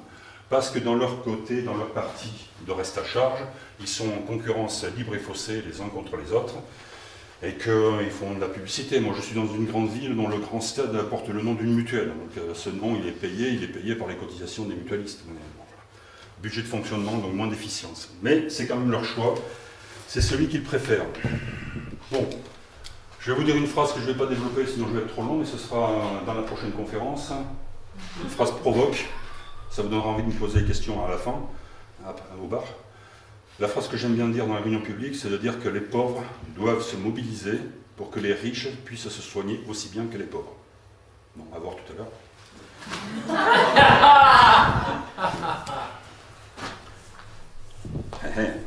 Pourquoi il a dit ça? Là, je suis aujourd'hui de garde pour mon SAMU. Je suis de garde pour mon SAMU sur un des hélicoptères de secours aux noyés sur les plages d'Aquitaine. On a fini la journée, il est 20h. Normalement, on doit rentrer la machine, la pêche a été bonne. Et là, il ne rentre pas la machine, le pilote vient me voir, Christian, est-ce que tu peux rester un peu parce qu'on va avoir une visite, et je vois arriver dans une voiture un des anesthésistes de mon hôpital et une personne que je ne connais pas qui m'est présentée comme étant le directeur de mon hôpital. Je n'ai jamais vu de directeur. Alors j'ai compris.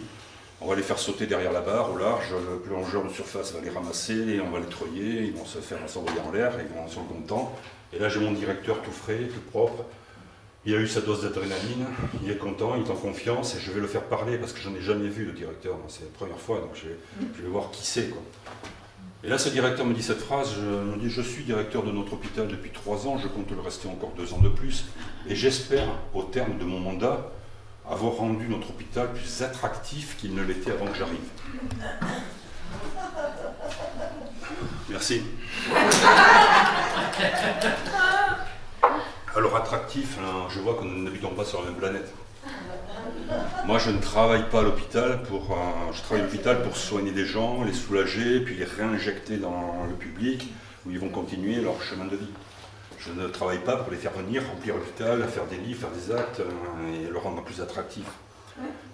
Lorsque mon CHU est créé dans les années 60-50, il n'y a que 4 grandes directions dans la tête de mon CHU. Aujourd'hui, il y en a 40, dont une direction de la clientèle, une direction de la communication. Voilà, donc pléthore administrative, bureaucratie. Nicolas Sarkozy, dans un discours en 2007 à Bordeaux, va nous expliquer que le seul maître à bord maintenant à l'hôpital, c'est le directeur. Avant, c'était le maire de la ville qui dirigeait le conseil d'administration. On pouvait penser qu'un édile allait avoir le souci de sa population ou de ses électeurs.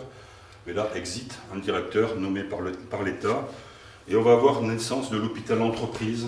L'hôpital entreprise qui va devoir fonctionner en comparaison avec les cliniques privées commerciales pour comparer et puis éventuellement privatiser ce qui sera rentable.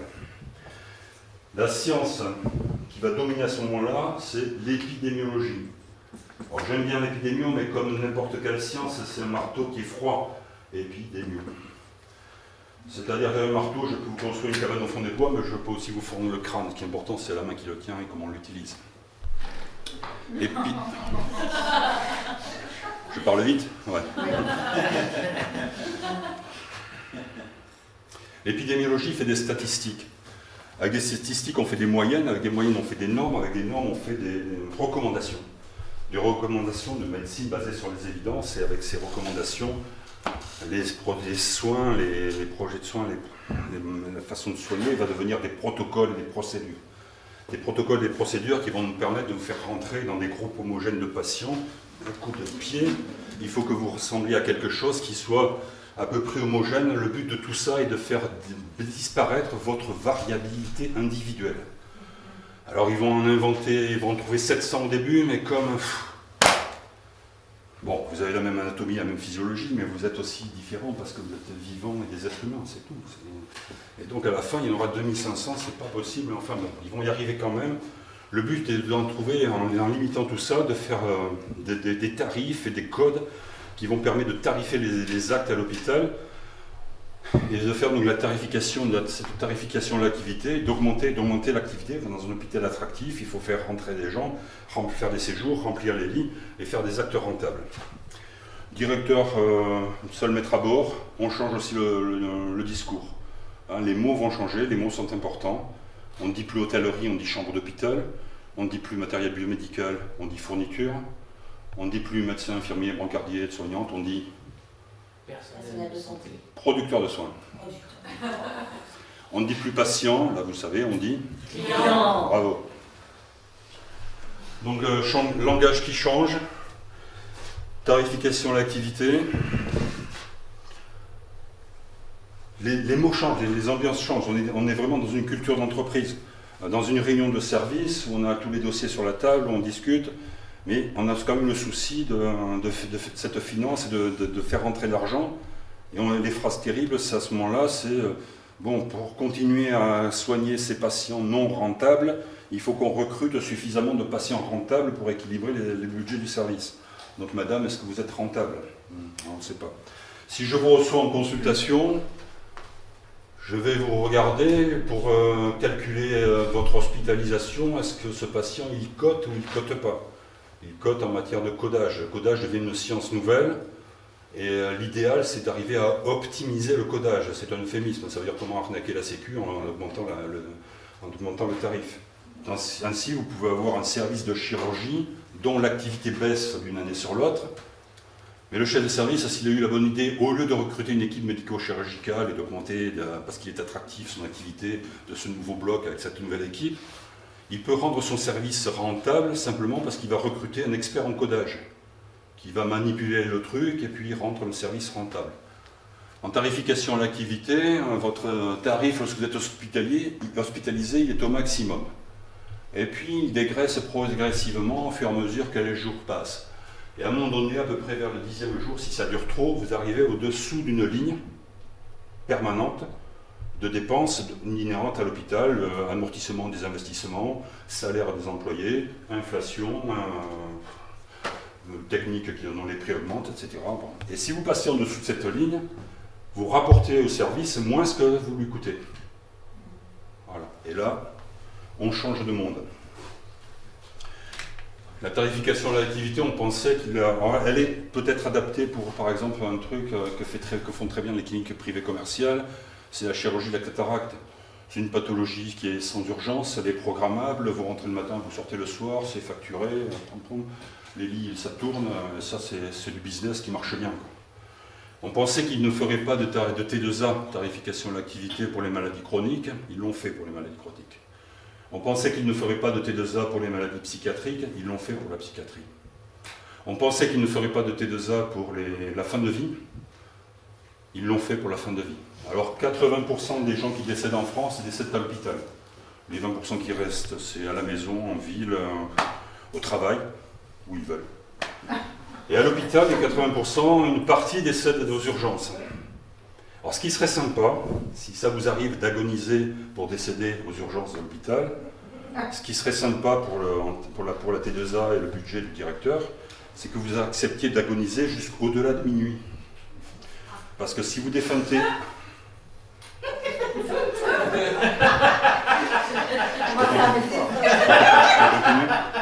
Si vous défeintez avant minuit, on va pouvoir facturer en codage à la Sécu que quelques actes de soins, de médecine d'urgence dans le service d'accueil. Ça, bon, on peut faire monter jusqu'à 600 €, ou plus.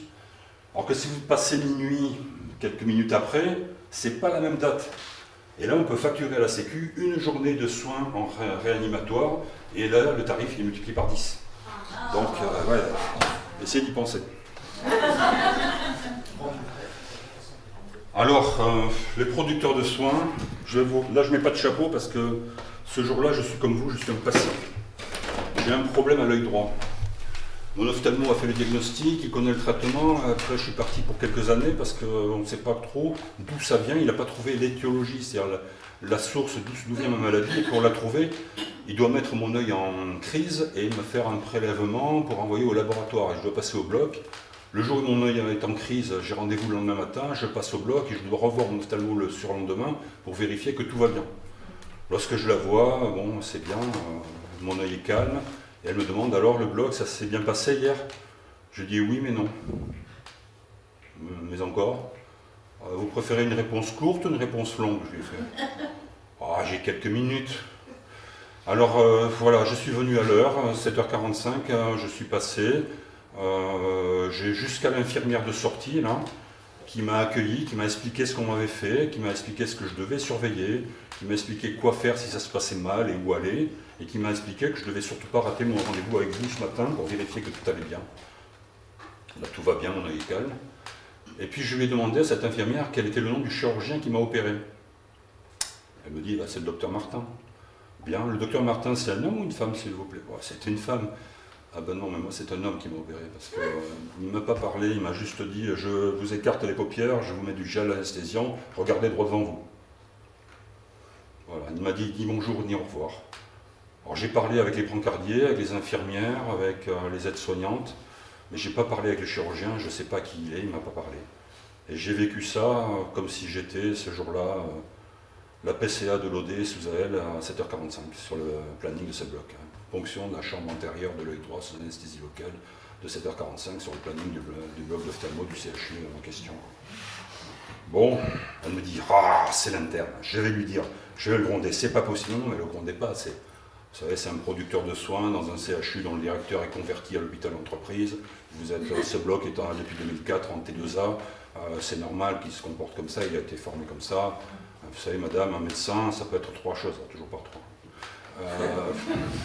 Ça doit être un bon technicien, et je pense que c'en est un parce que vous avez trouvé mon œil calme. Son geste hier n'a pas nui à ma santé, la pureté du geste à casepsie, donc bon technicien. Deuxièmement, ça doit être un bon ingénieur. Il doit avoir la tête bien pleine de connaissances académiques, universitaires. Alors ça, je n'ai pas vérifié parce qu'on ne s'est pas parlé, mais je lui en fais crédit. C'est ingénieur, technicien. Et puis la troisième partie, la partie artiste, empathie, humanité, non, là ça va pas, effectivement. Et là elle me dit, oui, mais je vais lui dire quand même, parce que si plus tard il opère et il ne parle pas à ses patients et qu'il a un problème au tribunal, ça va mal se passer pour lui. Là j'ai un blanc. Alors, soit je suis gentil avec elle et j'ai envie d'être gentil avec elle parce qu'elle est sympa, elle s'occupe bien. Et je pense que sa réponse, je vais dire qu'elle est confraternelle. Soit je suis sévère avec elle et je vais trouver sa réponse corporatiste. Parce que dans sa réponse, le patient, il n'est pas du tout. Alors juste avant de l'avoir, j'ai été reçu par les externes, c'est des petits étudiants en médecine qui m'ont dit « Bonjour monsieur, comment allez-vous? Qu'est-ce qui vous amène? D'accord, ah oui, très bien, on va vous faire les examens, quelques examens juste avant que vous voyez le professeur. » Bon, ils parlent, ils sont dans le moule, mais bon, dans ce moule, je ne sais pas comment ils vont sortir. Le criminel, maintenant, pour tuer l'hôpital, il s'appelle Alain Juppé. Alors, au UC Corbulo, il y a des milliers de techniques, vous le savez maintenant. Et une des premières qu'on apprend aux débutants, ça s'appelle envoyer la puissance. Non, c'est pas comme ça, c'est comme ça. Envoyer la puissance, c'est... les Japonais ont un truc particulier, ils considèrent qu'il faut faire partir, c'est une petite contraction qui part de l'abdomen, des muscles de l'abdomen. Et le but pour envoyer la puissance, il faut que ce soit une ondulation qui va jusqu'au bout du bras, du sabre, de ce que vous voulez. Et ça fait comme ça. Parce qu'il y a en gros deux grandes façons de frapper. Si je frappe comme tout le monde, ça fait un peu mal, mais ça va, quoi. Dans le mouvement en question, il y a un mouvement de retour aussi. L'intérieur du mouvement. Là, quand je suis là, je suis un peu ouvert. J'ai créé un trou. Et comme c'est une ondulation, là, il y a le mouvement de retour et je me remets en garde. C'est un des intérêts. L'autre intérêt, c'est que la deuxième façon de frapper, à part celle-là, c'est j'envoie la puissance avec une onde de choc. Ça fait plus mal. Et ça envoie de l'énergie. Et si je tape sur le tronc, ça envoie de l'énergie à l'intérieur, ça va en profondeur créer peut-être, quand la technique est bien faite, une hémorragie interne qui peut être fatale. Alain Juppé va nous faire ce coup en 95-96, parce que la technique, une des techniques de risque ambuleux, quand vous créez le trou, alors là, on va dire que je crée un trou sur cette partie de mon adversaire. Le but, c'est d'envoyer un coup de poing redoublé. Le premier coup de poing, il est normal, celui que tout le monde sait faire. Et là, il va contracter ses muscles, il va encaisser le coup, même pas mal, super. J'attends le prochain. Le prochain, il ne sait pas que je suis en recul et je vais l'envoyer de suite derrière. Ça, hein. Et là, le deuxième, il fait mal. Il tue. Alain Juppé nous fait ça en 1995. Il réforme le statut des cheminots, grève générale, soutenue par la population, droit dans ses bottes, Alain recule. On a gagné. 1996, c'est le deuxième coup qui arrive, celui qui est mortel, qui va tuer la Sécu et l'hôpital. 1996, Juppé invente l'objectif national des dépenses d'assurance maladie. Objectif qui deviendra une contrainte à ne pas dépasser. Si vous la dépassez, le tarif de vos actes va être diminué, et donc il faudra en faire de plus en plus. Le budget de la Sécu va être décidé. Alors avant, je vous avais, vous vous rappelez, 75%, 25% de patrons, 50% de patrons à l'IACFO, puis la CFDT, donc le pouvoir aux travailleurs, c'est fini. C'est les patrons qui ont le pouvoir, et là, c'est l'État social dont on parlait tout à l'heure, ce faux ami, qui prend le pouvoir à travers les lois de finances et de sécurité sociale qui sont votées chaque année. Loi de finances, c'est-à-dire que c'est l'État, le Parlement qui décide. Et comme il décide toujours en dessous des besoins, ça crée des déficits. Je vous ai dit que les dépenses de santé augmentaient bon an mal an de 4%, et la loi de finances, pendant toutes ces années, elle va augmenter et qu'elles ne vont jamais baisser. Attention, il ne faut pas aller trop vite, il ne faut pas que les gens se révoltent. Mais elles ne vont augmenter que de 2,6% parce qu'il faut vous responsabiliser. Et quand vos dépenses augmentent de 4% et que vos recettes n'augmentent que de 2,5%, 2,6%, vous créez un déficit pour les hôpitaux. Vous êtes dans le rouge, c'est mal géré. La Sécu est mal gérée et les hôpitaux ici sont mal gérés. Donc, pour trouver de l'argent, qu'est-ce qu'on va faire? Super, il y a les marchés financiers. Et Alain Juppé va nous créer la CADES, Caisse d'amortissement de la dette sociale, où les hôpitaux et la Sécu vont pouvoir aller emprunter. Les agences de notation du milieu financier donnent de très bonnes notes à la CADES, parce que la Sécu et les hôpitaux sont de très bons payeurs. Ça marche très bien. Il va créer aussi, puisque c'est l'État qui prend le pouvoir, les agences régionales d'hospitalisation puis de santé, les ARS, dont les directeurs ont dans chaque région les pouvoirs d'un préfet de région en matière de santé. Ils dessinent la carte, ils ferment, ils ouvrent une clinique, un hôpital, on ferme un service, on ouvre ici. On a fermé les urgences à ces hôpitaux, mais pour que la population ne se révolte pas trop, on leur dit on vous offre un scanner ou un IRM, dont ils n'ont pas besoin parce qu'il y a le même à la clinique à côté, on l'a offert l'année dernière. Mais puis finalement ça ne marche pas trop, on le fera plus tard. Voilà, donc c'est petit à petit, morceau par morceau, on vous rappelait le salami tout à l'heure, c'est voilà, l'illustration. Donc voilà, Super Juppé. Ouais, ça.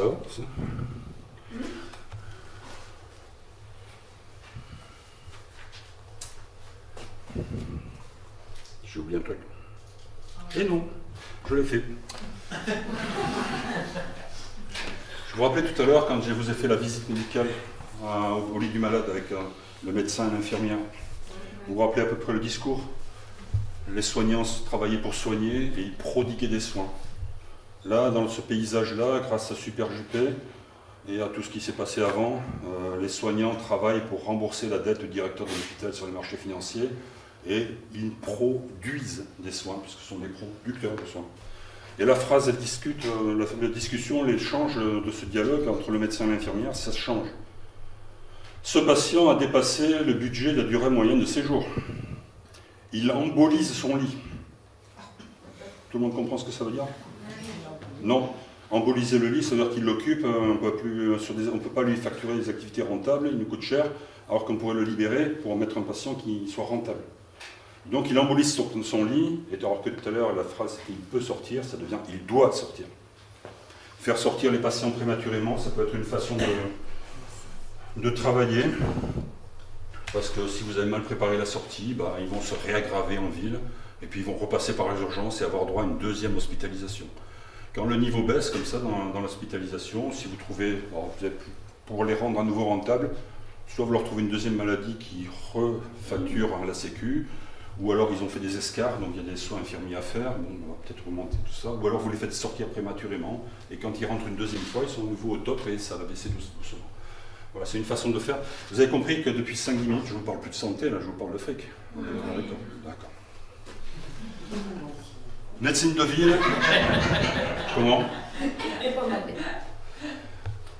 La médecine de ville, alors si l'hôpital est un service public explicite, la médecine de ville, on l'a vu tout à l'heure, c'est un service public implicite, c'est-à-dire que je suis conventionné et en respectant des honoraires fixés, conventionnés avec la Sécu et une certaine déontologie, je suis une sorte de service public implicite. Il faudrait que je parle comme ça avec mes confrères et leur expliquer, mais je n'y suis pas encore trop arrivé, que c'est en fait une façon de faire de la médecine sur un mode communiste. Mais bon, il faut que je développe encore mes arguments de ce côté-là. Là, pour la casse, vous avez compris que c'est facile de mettre au pas les médecins de ville parce qu'ils sont tous regroupés avec le même statut, au même endroit. Le problème avec les médecins de ville, c'est qu'ils sont très dispersés. Il y en a partout, ils sont individualistes. Et donc, les casser, les mettre au pas, c'est plus difficile. Alors, il y a deux façons. Une façon, c'est de diminuer leur nombre, ça s'appelle la pénurie. Et puis on a inventé la pléthore médicale, parce qu'en inventant la notion, alors il y a des gens très intelligents qui y ont cru et qui ont développé ces idées, que plus il y a de médecins, plus il y a de prescriptions, donc moins en diminuant le nombre de médecins, on va diminuer les dépenses de santé. En 1975, toujours la belle année, on formait en France à peu près 9 000 médecins par an. En 2023, on forme toujours 9 000 médecins par an, or il y avait 50 millions d'habitants, il y en a 67 millions aujourd'hui, pas plus. Ils ont inventé le numerus clausus qui nous a fait descendre vers les années 2000 à 3500. Ils ont trouvé qu'on allait trop vite, on bouffait trop vite le salami, vous alliez vous révolter. Donc en 2005, on est remonté à 7000 et depuis on oscille pas plus de 9000, juste en dessous de la pénurie. On ne règle pas le problème de la pénurie, mais on la rend juste supportable. 10% de la population n'a pas de médecin traitant en France, ça fait 6 700 000 personnes, dont 500 000 en maladie longue durée, ceux-là, maladie chronique, je ne sais pas comment ils se soignent. Donc la pénurie, on diminue leur nombre et puis on change leur pratique. Les syndicats de médecins revendiquent surtout des honoraires, des augmentations d'honoraires. Ils n'ont pas trop le temps ou ils ne veulent pas trop s'occuper sur des réformes, améliorer le système de santé. Les augmentations d'honoraires, ils n'y arrivent pas beaucoup. La dernière fois, c'était maintenant, c'est tous les 5 ans, et ils ont augmenté les honoraires, les actes de 1,50 €. Et donc en échange, quand vous pouvez demander des augmentations de salaire et qu'on ne veut pas vous les donner, on peut vous proposer des primes. C'est pareil pour les médecins. Nous, ils nous proposent des primes sous forme de ROSP, rémunération pour des objectifs de santé publique.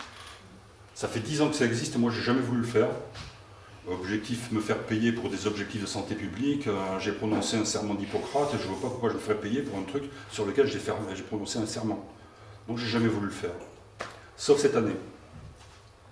En février, Abel, un collègue, me dit « Tu devrais le faire, Christian, regarde, tout le monde le fait. » Il y en a qui gagnent, donc tu vas gagner au moins 2 000 – 3 000 €, ou certains gagnent 5 000 ou beaucoup plus. Effectivement, ça peut prendre une bonne proportion en termes d'argent. Dans les revenus des médecins, c'est primes. Et je dis, mais non, de toute façon, moi je ne veux pas, et puis c'est pas possible ce que tu dis. Mais si. Bon, puis finalement, cette année, je l'ai fait pour voir, parce que je dis du mal des ROSP, mais il faudrait quand même que je vérifie ce que je raconte. Alors j'ai dit, bon, d'accord, mais comme je suis un peu sous-doué sur le plan informatique, c'est lui qui me le fait, donc il me fait mon truc, il coche toutes les cases, il n'y a que le nom qui change. On a exactement le même profil, la même activité, le même travail, on est pareil. Donc il fait comme pour lui, et il n'y a que le nom qui change. Et il l'envoie. On est en février, 2 mois après, je gagne 3 600 € sans avoir rien fait. C'est de la prime. C'est une autre façon de nous faire travailler, de nous faire fonctionner. C'est-à-dire si une partie de mes revenus sont dus à des primes, à ce genre de choses, là je ne soigne pas les gens, je soigne des indices. Il faut bien comprendre, moi je leur dis, vous allez perdre votre âme, votre âme, pas votre âme. Parce que quand vous soignez l'indice, vous allez être amené à sélectionner les patients qui augmentent l'indice et à écarter les patients qui ne servent à rien pour votre indice. C'est la même chose à l'hôpital, ce chef de service qui stocke dans son bureau des bouteilles de gel hydroalcoolique qui de temps en temps passe à côté du lavabo et vide la bouteille dans le lavabo. Ce faisant, j'augmente l'indice ICALIN de mon service. Et plus il en consomme, plus il augmente l'indice et plus il gagne des sous pour le service. On est toujours dans cette logique financière. Le but derrière tout ça, c'est de nous faire travailler à soigner l'indice. Alors pour l'instant, c'est un peu la carotte et le bâton, j'ai l'impression, je fais des supputations. Hein. Carotte et le bâton, c'est-à-dire qu'actuellement, c'est très facile de remplir les indices, de cocher les cases et de gagner des sous. Après, ils pourront augmenter les primes et puis augmenter aussi la difficulté. Et nous corseter pour nous faire travailler avec des recommandations et nous mettre dans des cases et dans des cadres. Et des cases et des cadres qui seront décidés par qui? Par ceux qui ont déjà commencé à prendre le pouvoir. Alors dans des spécialités comme les dentistes, la biologie, la radiologie, ça s'étend. Et plus tard dans la médecine générale, c'est-à-dire que ceux qui mettront les règles, des indices et des cases à remplir et des façons de travailler, ce seront les industriels de la pharmacie, les industriels des assurances privées qui vont en prendre en charge et dont nous allons être en fait les salariés indiciaires. Bon, voilà, ça c'est l'avenir sombre. Alors je dois vous faire partir avec le sourire. C'est ce que j'ai décidé. Un mot quand même avant de faire la conclusion de nos adversaires, de nos dirigeants de l'État social. Je pense qu'ils savent le mal qu'ils nous font. Ils le savent parce que ça ne les concerne pas directement, ni eux ni leur famille. Un directeur, un président de région ou un ministre ou sa famille dans un hôpital, il ne va pas passer des heures et des heures sur le brancard inconfortable des urgences à mater les néons du plafond dans le couloir avec le bruit et la fureur de cette cour des miracles. Les portes vont s'ouvrir, ça ne les concerne pas eux directement, ça vous concerne vous. Mais ils sont prudents. Et ils savent que nous sommes plus nombreux qu'eux, c'est pour ça qu'ils sont prudents. Là, j'ai le choix, j'en ai d'autres. Allez, chapeau, de Premier ministre. Il s'appelle Édouard Philippe. C'est trouvable le texte, la vidéo sur Internet. Si vous tapez Édouard Philippe au mardi de l'ESSEC, E2SEC, c'est les écoles de commerce, supérieures de commerce, aussi qui se croient supérieures. Je vous fais le texte. Face à la colère potentielle qui va se déclencher, il faut être rusé. On ne sait jamais laquelle des gouttes sera la dernière. On peut le pressentir, mais on ne le sait pas. En 2017, on fait les ordonnances travail. Moi, je me dis, ça va être terrible. Parce que je me souviens de la loi travail 2 ans avant, manifestation monstre, tension maximale. On le fait, les ordonnances travail, et ça passe. Ensuite, on fait la réforme de la SNCF. On met fin au statut de cheminot et on ouvre à la concurrence. On s'attend à des blocages complets. Et pas tant que ça. Il y a des grèves, ça bloque et ça passe. Enfin, on dit qu'on va pouvoir entrer dans les universités sur le fondement d'une orientation sélective. Si vous avez suivi l'actualité des 20-30 dernières années, vous savez que c'est une bombe. On le fait, il y a des universités occupées, on les désoccupe et ça passe. Puis, pour terminer, on augmente la taxe sur le gasoil. Là, un peu trop à mon goût. Et là, ça passe pas, on a le mouvement des Gilets jaunes. Édouard Philippe. Bon, tout va bien. Pour rebondir, non, mais vous allez voir, il y a de l'espoir. La conférence n'est pas terminée, je suis dans la conclusion maintenant. Pour rebondir, si vous vous attaquez sur la question de la sécurité sociale, de la protection sociale, on peut reprendre sur ce déjà-là, cette sociale qui a si bien marché à partir de 1946 et qui nous a offert l'un des meilleurs systèmes de santé au monde. On peut la reprendre, l'améliorer, la développer. Il faut que j'enlève ce chapeau. Maintenant, c'est moi. La développer. Ambroise Croizat voulait que la Sécu, ce soit le pouvoir aux travailleurs, et ni patron, ni État. Donc c'est vers ça qu'il faudrait aller. Il y a un jeune retraité là, qui a été un prof d'université, d'économie et de sociologie. C'est un historien de la sécurité sociale. Il s'appelle Bernard Friot, il parle de salaire à la qualification, etc. Et surtout, autour de lui, il y a des militants qui réfléchissent à redévelopper cette sécurité sociale pour la santé, mais aussi pour d'autres aspects de notre vie. On pourrait imaginer une sécurité sociale pour l'alimentation, une sécu pour l'accès à l'eau, une sécu pour l'accès au logement, à l'énergie, une sécu pour l'accès au transport, à la culture, aux loisirs. Tout est possible, il suffit d'imaginer. Les hôpitaux ont souffert, les soignants se barrent quand ils peuvent, ils pleurent parce qu'ils ont l'impression d'avoir des soignants maltraitants, mais tout de même. En 2020, on a l'épidémie de Covid, et là, à l'hôpital, on est en situation de catastrophe sanitaire. Une catastrophe, c'est quand vous avez des besoins qui sont là, et des moyens qui sont ici, et on rame pour essayer de rattraper les besoins.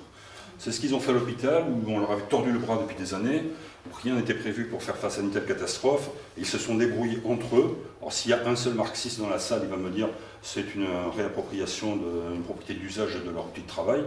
Ils se sont retroussé les manches, ils ont parlé entre eux, ils ont cherché des solutions à leurs problèmes, tous ensemble. Et ça a été un moment difficile, plusieurs dizaines, bien sûr, de milliers de morts qu'ils n'ont pas pu éviter, mais ça aurait été pire. Et en tout cas, ils ont fait le boulot tous ensemble. Et ça a été du genre, Christina, qu'est-ce que tu fais encore là? Ça fait 4 heures que tu dois avoir débauché, rentre chez toi. Oui, oui, je sais, il y en a partout, mais si tu tombes par terre, il va falloir qu'on te ramasse, tu reviendras demain matin. Donc ça a été cette ambiance-là, et ça donne quand même de l'espoir sur la nature humaine, même quand on les a fait souffrir longtemps.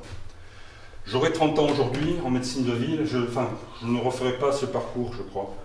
J'essaierai peut-être de construire ce qu'on appelle une maison de santé pluriprofessionnelle. En médecine de ville, pour moi, c'est ça l'avenir. Bon, je peux me tromper, mais... Et j'ai l'exemple de celle de mon copain Didier Ménard, qui a animé, créé une telle MSP dans la cité des Francs-Moisins en Seine-Saint-Denis, une cité collée au Stade de France, dans laquelle il y a des bars, des immeubles, des tours. Et il y a des dizaines de milliers de personnes, 30 langues différentes avec presque autant de cultures. Et au centre, au milieu, cette maison de santé qui fonctionne. Alors, il ne fonctionne pas sur le mode on attend que les patients ouvrent la porte de la maison de santé pour venir se faire soigner. Ils sont chapeautés par une association qui propose un lieu de parole aux habitants pour essayer de voir quels sont les problèmes de santé du quartier, comment collectivement on peut essayer d'y remédier avec l'aide de la maison de santé. Parce que quelquefois, vous pouvez avoir un problème de santé qui émerge dans le quartier, qui n'est pas encore arrivé dans la maison de santé, mais c'est bien de le savoir à l'avance pour anticiper. Et quelquefois, on peut trouver la solution dans la cité sans passer forcément par la case de la maison de santé. Ils ont à peu près 22 salariés, il n'y a que 4 médecins, des infirmières, des kinés, d'autres catégories. Il y a aussi des personnes très importantes à l'accueil pour expliquer, moi quand vous avez des patients qui sont de tant de diversité, leur expliquer notre système de santé français, la carte vitale, comment se fait l'accès aux soins. Ils sortent aussi surtout de la maison de santé. Il y a des animateurs salariés de la maison de santé qui vont animer des associations qui ont un lien avec la santé de la population. Ça peut être une association qui propose de l'aïkido ou du yoga, ou un club de vélo, et comme les vélos tombent en panne, il faut faire une association pour réparer les vélos, ou ça peut être une bibliothèque. Et comme ils sont en expérimentation depuis 35 ans, et que ça marche assez bien quand même avec tout ce qui les entoure, et notamment la CPM de la Seine-Saint-Denis, ils font aussi des ordonnances de non-soins. Sur un enfant qui va mal, on peut prescrire une inscription à la ludothèque, parce que les parents n'ont pas les moyens de payer ça, et donc c'est pris en charge quand même par la CPM. Donc des choses comme ça sont possibles, des ordonnances de non-soins. Ils ont inventé aussi les médiatrices. Alors je dis trices parce que c'est surtout des femmes qui sont recrutées dans cette association, donc dans le quartier. Et quand vous avez une trentaine de cultures différentes, quelquefois les pathologies, les souffrances sont exprimées avec des mots, un langage, une poésie qui ne sont pas ceux du médecin, quoi. Et la médiatrice, à elles toutes, elles connaissent l'essentiel des langues et des cultures différentes.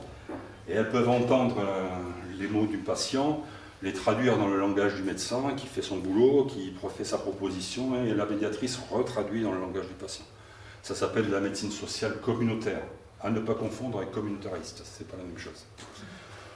Par exemple, je remplace mon copain et je reçois Mario. Bon, Mario, ça fait plus de 20 ans que je le connais, on se tutoie. Lui, alors qu'est-ce qui t'arrive? T'as toujours mal à l'estomac, ça brûle comme d'habitude?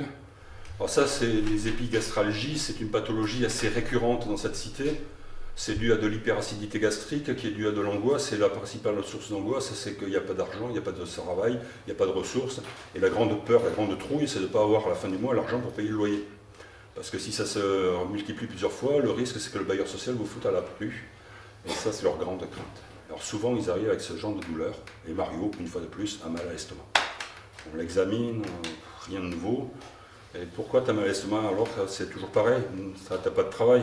Et si, j'en ai trouvé. Ah bon? Et alors, c'est quoi? Là, c'est Ahmed, mon copain, là, c'est le même travail que lui. Là, je vais être embauché, là, la semaine prochaine, je dois aller à l'aéroport à Roissy, mais bon, mais quoi? Mais alors, c'est bien, tu vas avoir un salaire. Oui, oui, oui, oui. Mais le problème, c'est quoi? Là, ça fait chier, quoi. Je fais des horaires de nuit, je dois bouger les bagages sur le tarmac d'un avion à l'autre. Hein, et il faut y aller. À cette heure-là, il n'y a pas de transport en commun, j'ai pas de voiture, donc je crois que je ne vais pas pouvoir y aller, c'est une catastrophe. Ah, bon, alors je peux faire des ordonnances de non-soins, mais je ne peux pas prescrire une voiture, quoi. Pas encore. Et là, c'est Fatia, la médiatrice, qui prend la parole et qui nous dit, bah ouais, mais ça, c'est... Il y a Rachid, là, le garagiste du quartier, il répare des voitures, mais il a aussi des petites voitures d'occasion en rab, il pourrait peut-être s'entendre avec Mario pour... Ah bon, Rachid, salut, ouais, c'est le Toubib. Alors bon, je lui présente l'histoire de Mario, il se donne rendez-vous, et puis ils vont régler le problème. Parce que si j'avais pas cette médiatrice, j'aurais prescrit des pansements gastriques, des inhibiteurs de la pompe à protons, et puis on voit si ça marche, et si ça marche pas, il aurait été voir le gastroentérologue, il aurait mis une caméra pour aller visiter son estomac, etc. Et là, pas besoin d'ordonnance, le problème il se règle de la société. Dans le quartier. Et vous avez compris que la colonne vertébrale de la maison de santé de pluriprofessionnels, c'est pas le médecin, c'est la médiatrice. Donc c'est une autre façon de réfléchir, d'anticiper. Eux, ils sont en expérimentation depuis 35 ans, et je pense que c'est l'avenir. Enfin, pour l'instant, c'est ce que je vois comme ça. Je vais bientôt terminer. Les souffrances, les crises sociales, économiques, financières, climatiques, sanitaires, guerrières, démocratiques par l'autorité, tout ça, ça crée de la souffrance, de l'angoisse, et cette angoisse, une grande partie arrive dans les cabinets des médecins. Dû à des retards sur les versements, pas d'argent, de chômage, pas des indemnités versées en retard, des allocations logement familial, adultes handicapés, versées en retard, et tout ça, ça crée de l'angoisse, de la souffrance, et quelquefois aussi des gens qui ne mangent pas à leur faim. Face à ce problème, c'est assez patient, le médecin il a deux solutions, soit il est neutre, il prescrit des antalgiques pour la douleur, des anxiolytiques ou des antidépresseurs pour la souffrance morale, et puis au revoir la prochaine fois, on sort les gens de l'eau, on les remet sur la berge et le système va les refoutre, même tracas, même bazar au fond de l'eau, et il faudra à nouveau aller sortir X fois, les ressortir de l'eau, les remettre sur la berge. Bon, c'est désespérant, mais ça marche quand même, mais pas satisfaisant. Le médecin il peut aussi dire aux patients qu'il n'y a pas de fatalité, qu'il y a d'autres personnes qui vivent les mêmes choses et qui pourraient se voir, se parler, puis essayer d'agir ensemble. Alors je ne peux pas vous dire d'adhérer à telle association, tel syndicat ou tel parti, bien sûr, mais je peux essayer de redonner l'espoir en collectivisant le problème. En 2012, je me fais un copain qui s'appelle Xavier Mathieu. Il est invité par la compagnie Jolimont pour jouer son propre rôle dans une pièce de théâtre qui monte en 12 jours, ça s'appelle Inflammable. Et moi je fais le bénévole, à creuser les tranchées, monter les chapiteaux. Et puis un soir, après le boulot, on boit un coup, et Xavier m'explique, il sait que je suis médecin. Xavier Mathieu, c'est un ouvrier qui a travaillé dans une usine de pneus Continental. Et cette année-là, ils se sont payés un mois de grève parce que les actionnaires de Continental ont décidé que ce n'était pas assez rentable, pas assez de retour sur investissement. Et ils ont foutu dehors 1100 ouvriers qui se sont battus comme des lions pendant un an. Ils n'ont pas sauvé leur entreprise, leur usine, mais ils sont partis avec 50 000 € chacun dans la poche. C'est beaucoup, mais sur toute une vie, c'est rien. C'est beaucoup de souffrance morale, sociale de ces familles, avec des gens parfois endettés, qui ont beaucoup de questions sur l'avenir, des conflits aussi dans les familles, des divorces, une palanquée de tentatives de suicide, dont 5 réussies. Et Xavier m'explique que dans le quartier, il y avait un médecin qui recevait ces familles et ces ouvriers en souffrance, et souvent le médecin leur disait « Vous voyez vos collègues là-bas qui occupent l'usine et qui sont sur le piquet de grève dans l'usine, vous devriez aller les voir et aller agir avec eux. Ils ont les mêmes problèmes que vous, ils racontent les mêmes histoires, ils sont en train de chercher des solutions communes à des problèmes communs. Ça ferait du bien pour votre santé, pour votre morale et pour votre santé générale. » Voilà, lutter, c'est bon pour la santé, ça pourrait être la conclusion, mais la conclusion c'est...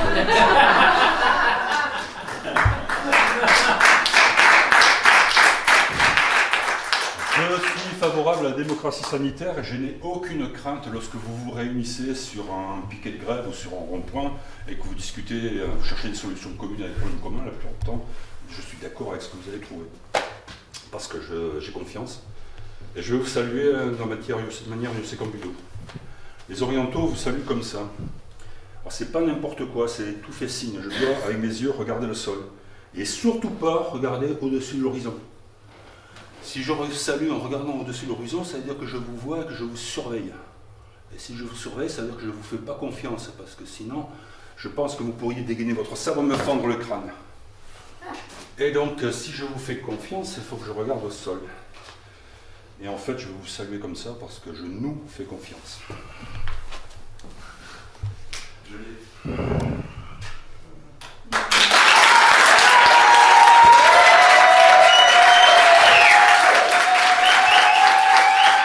Merci.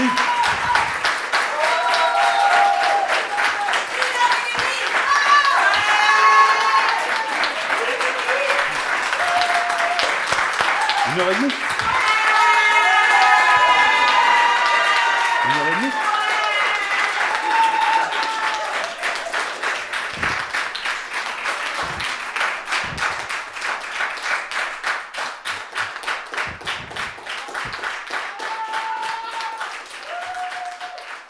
Merci.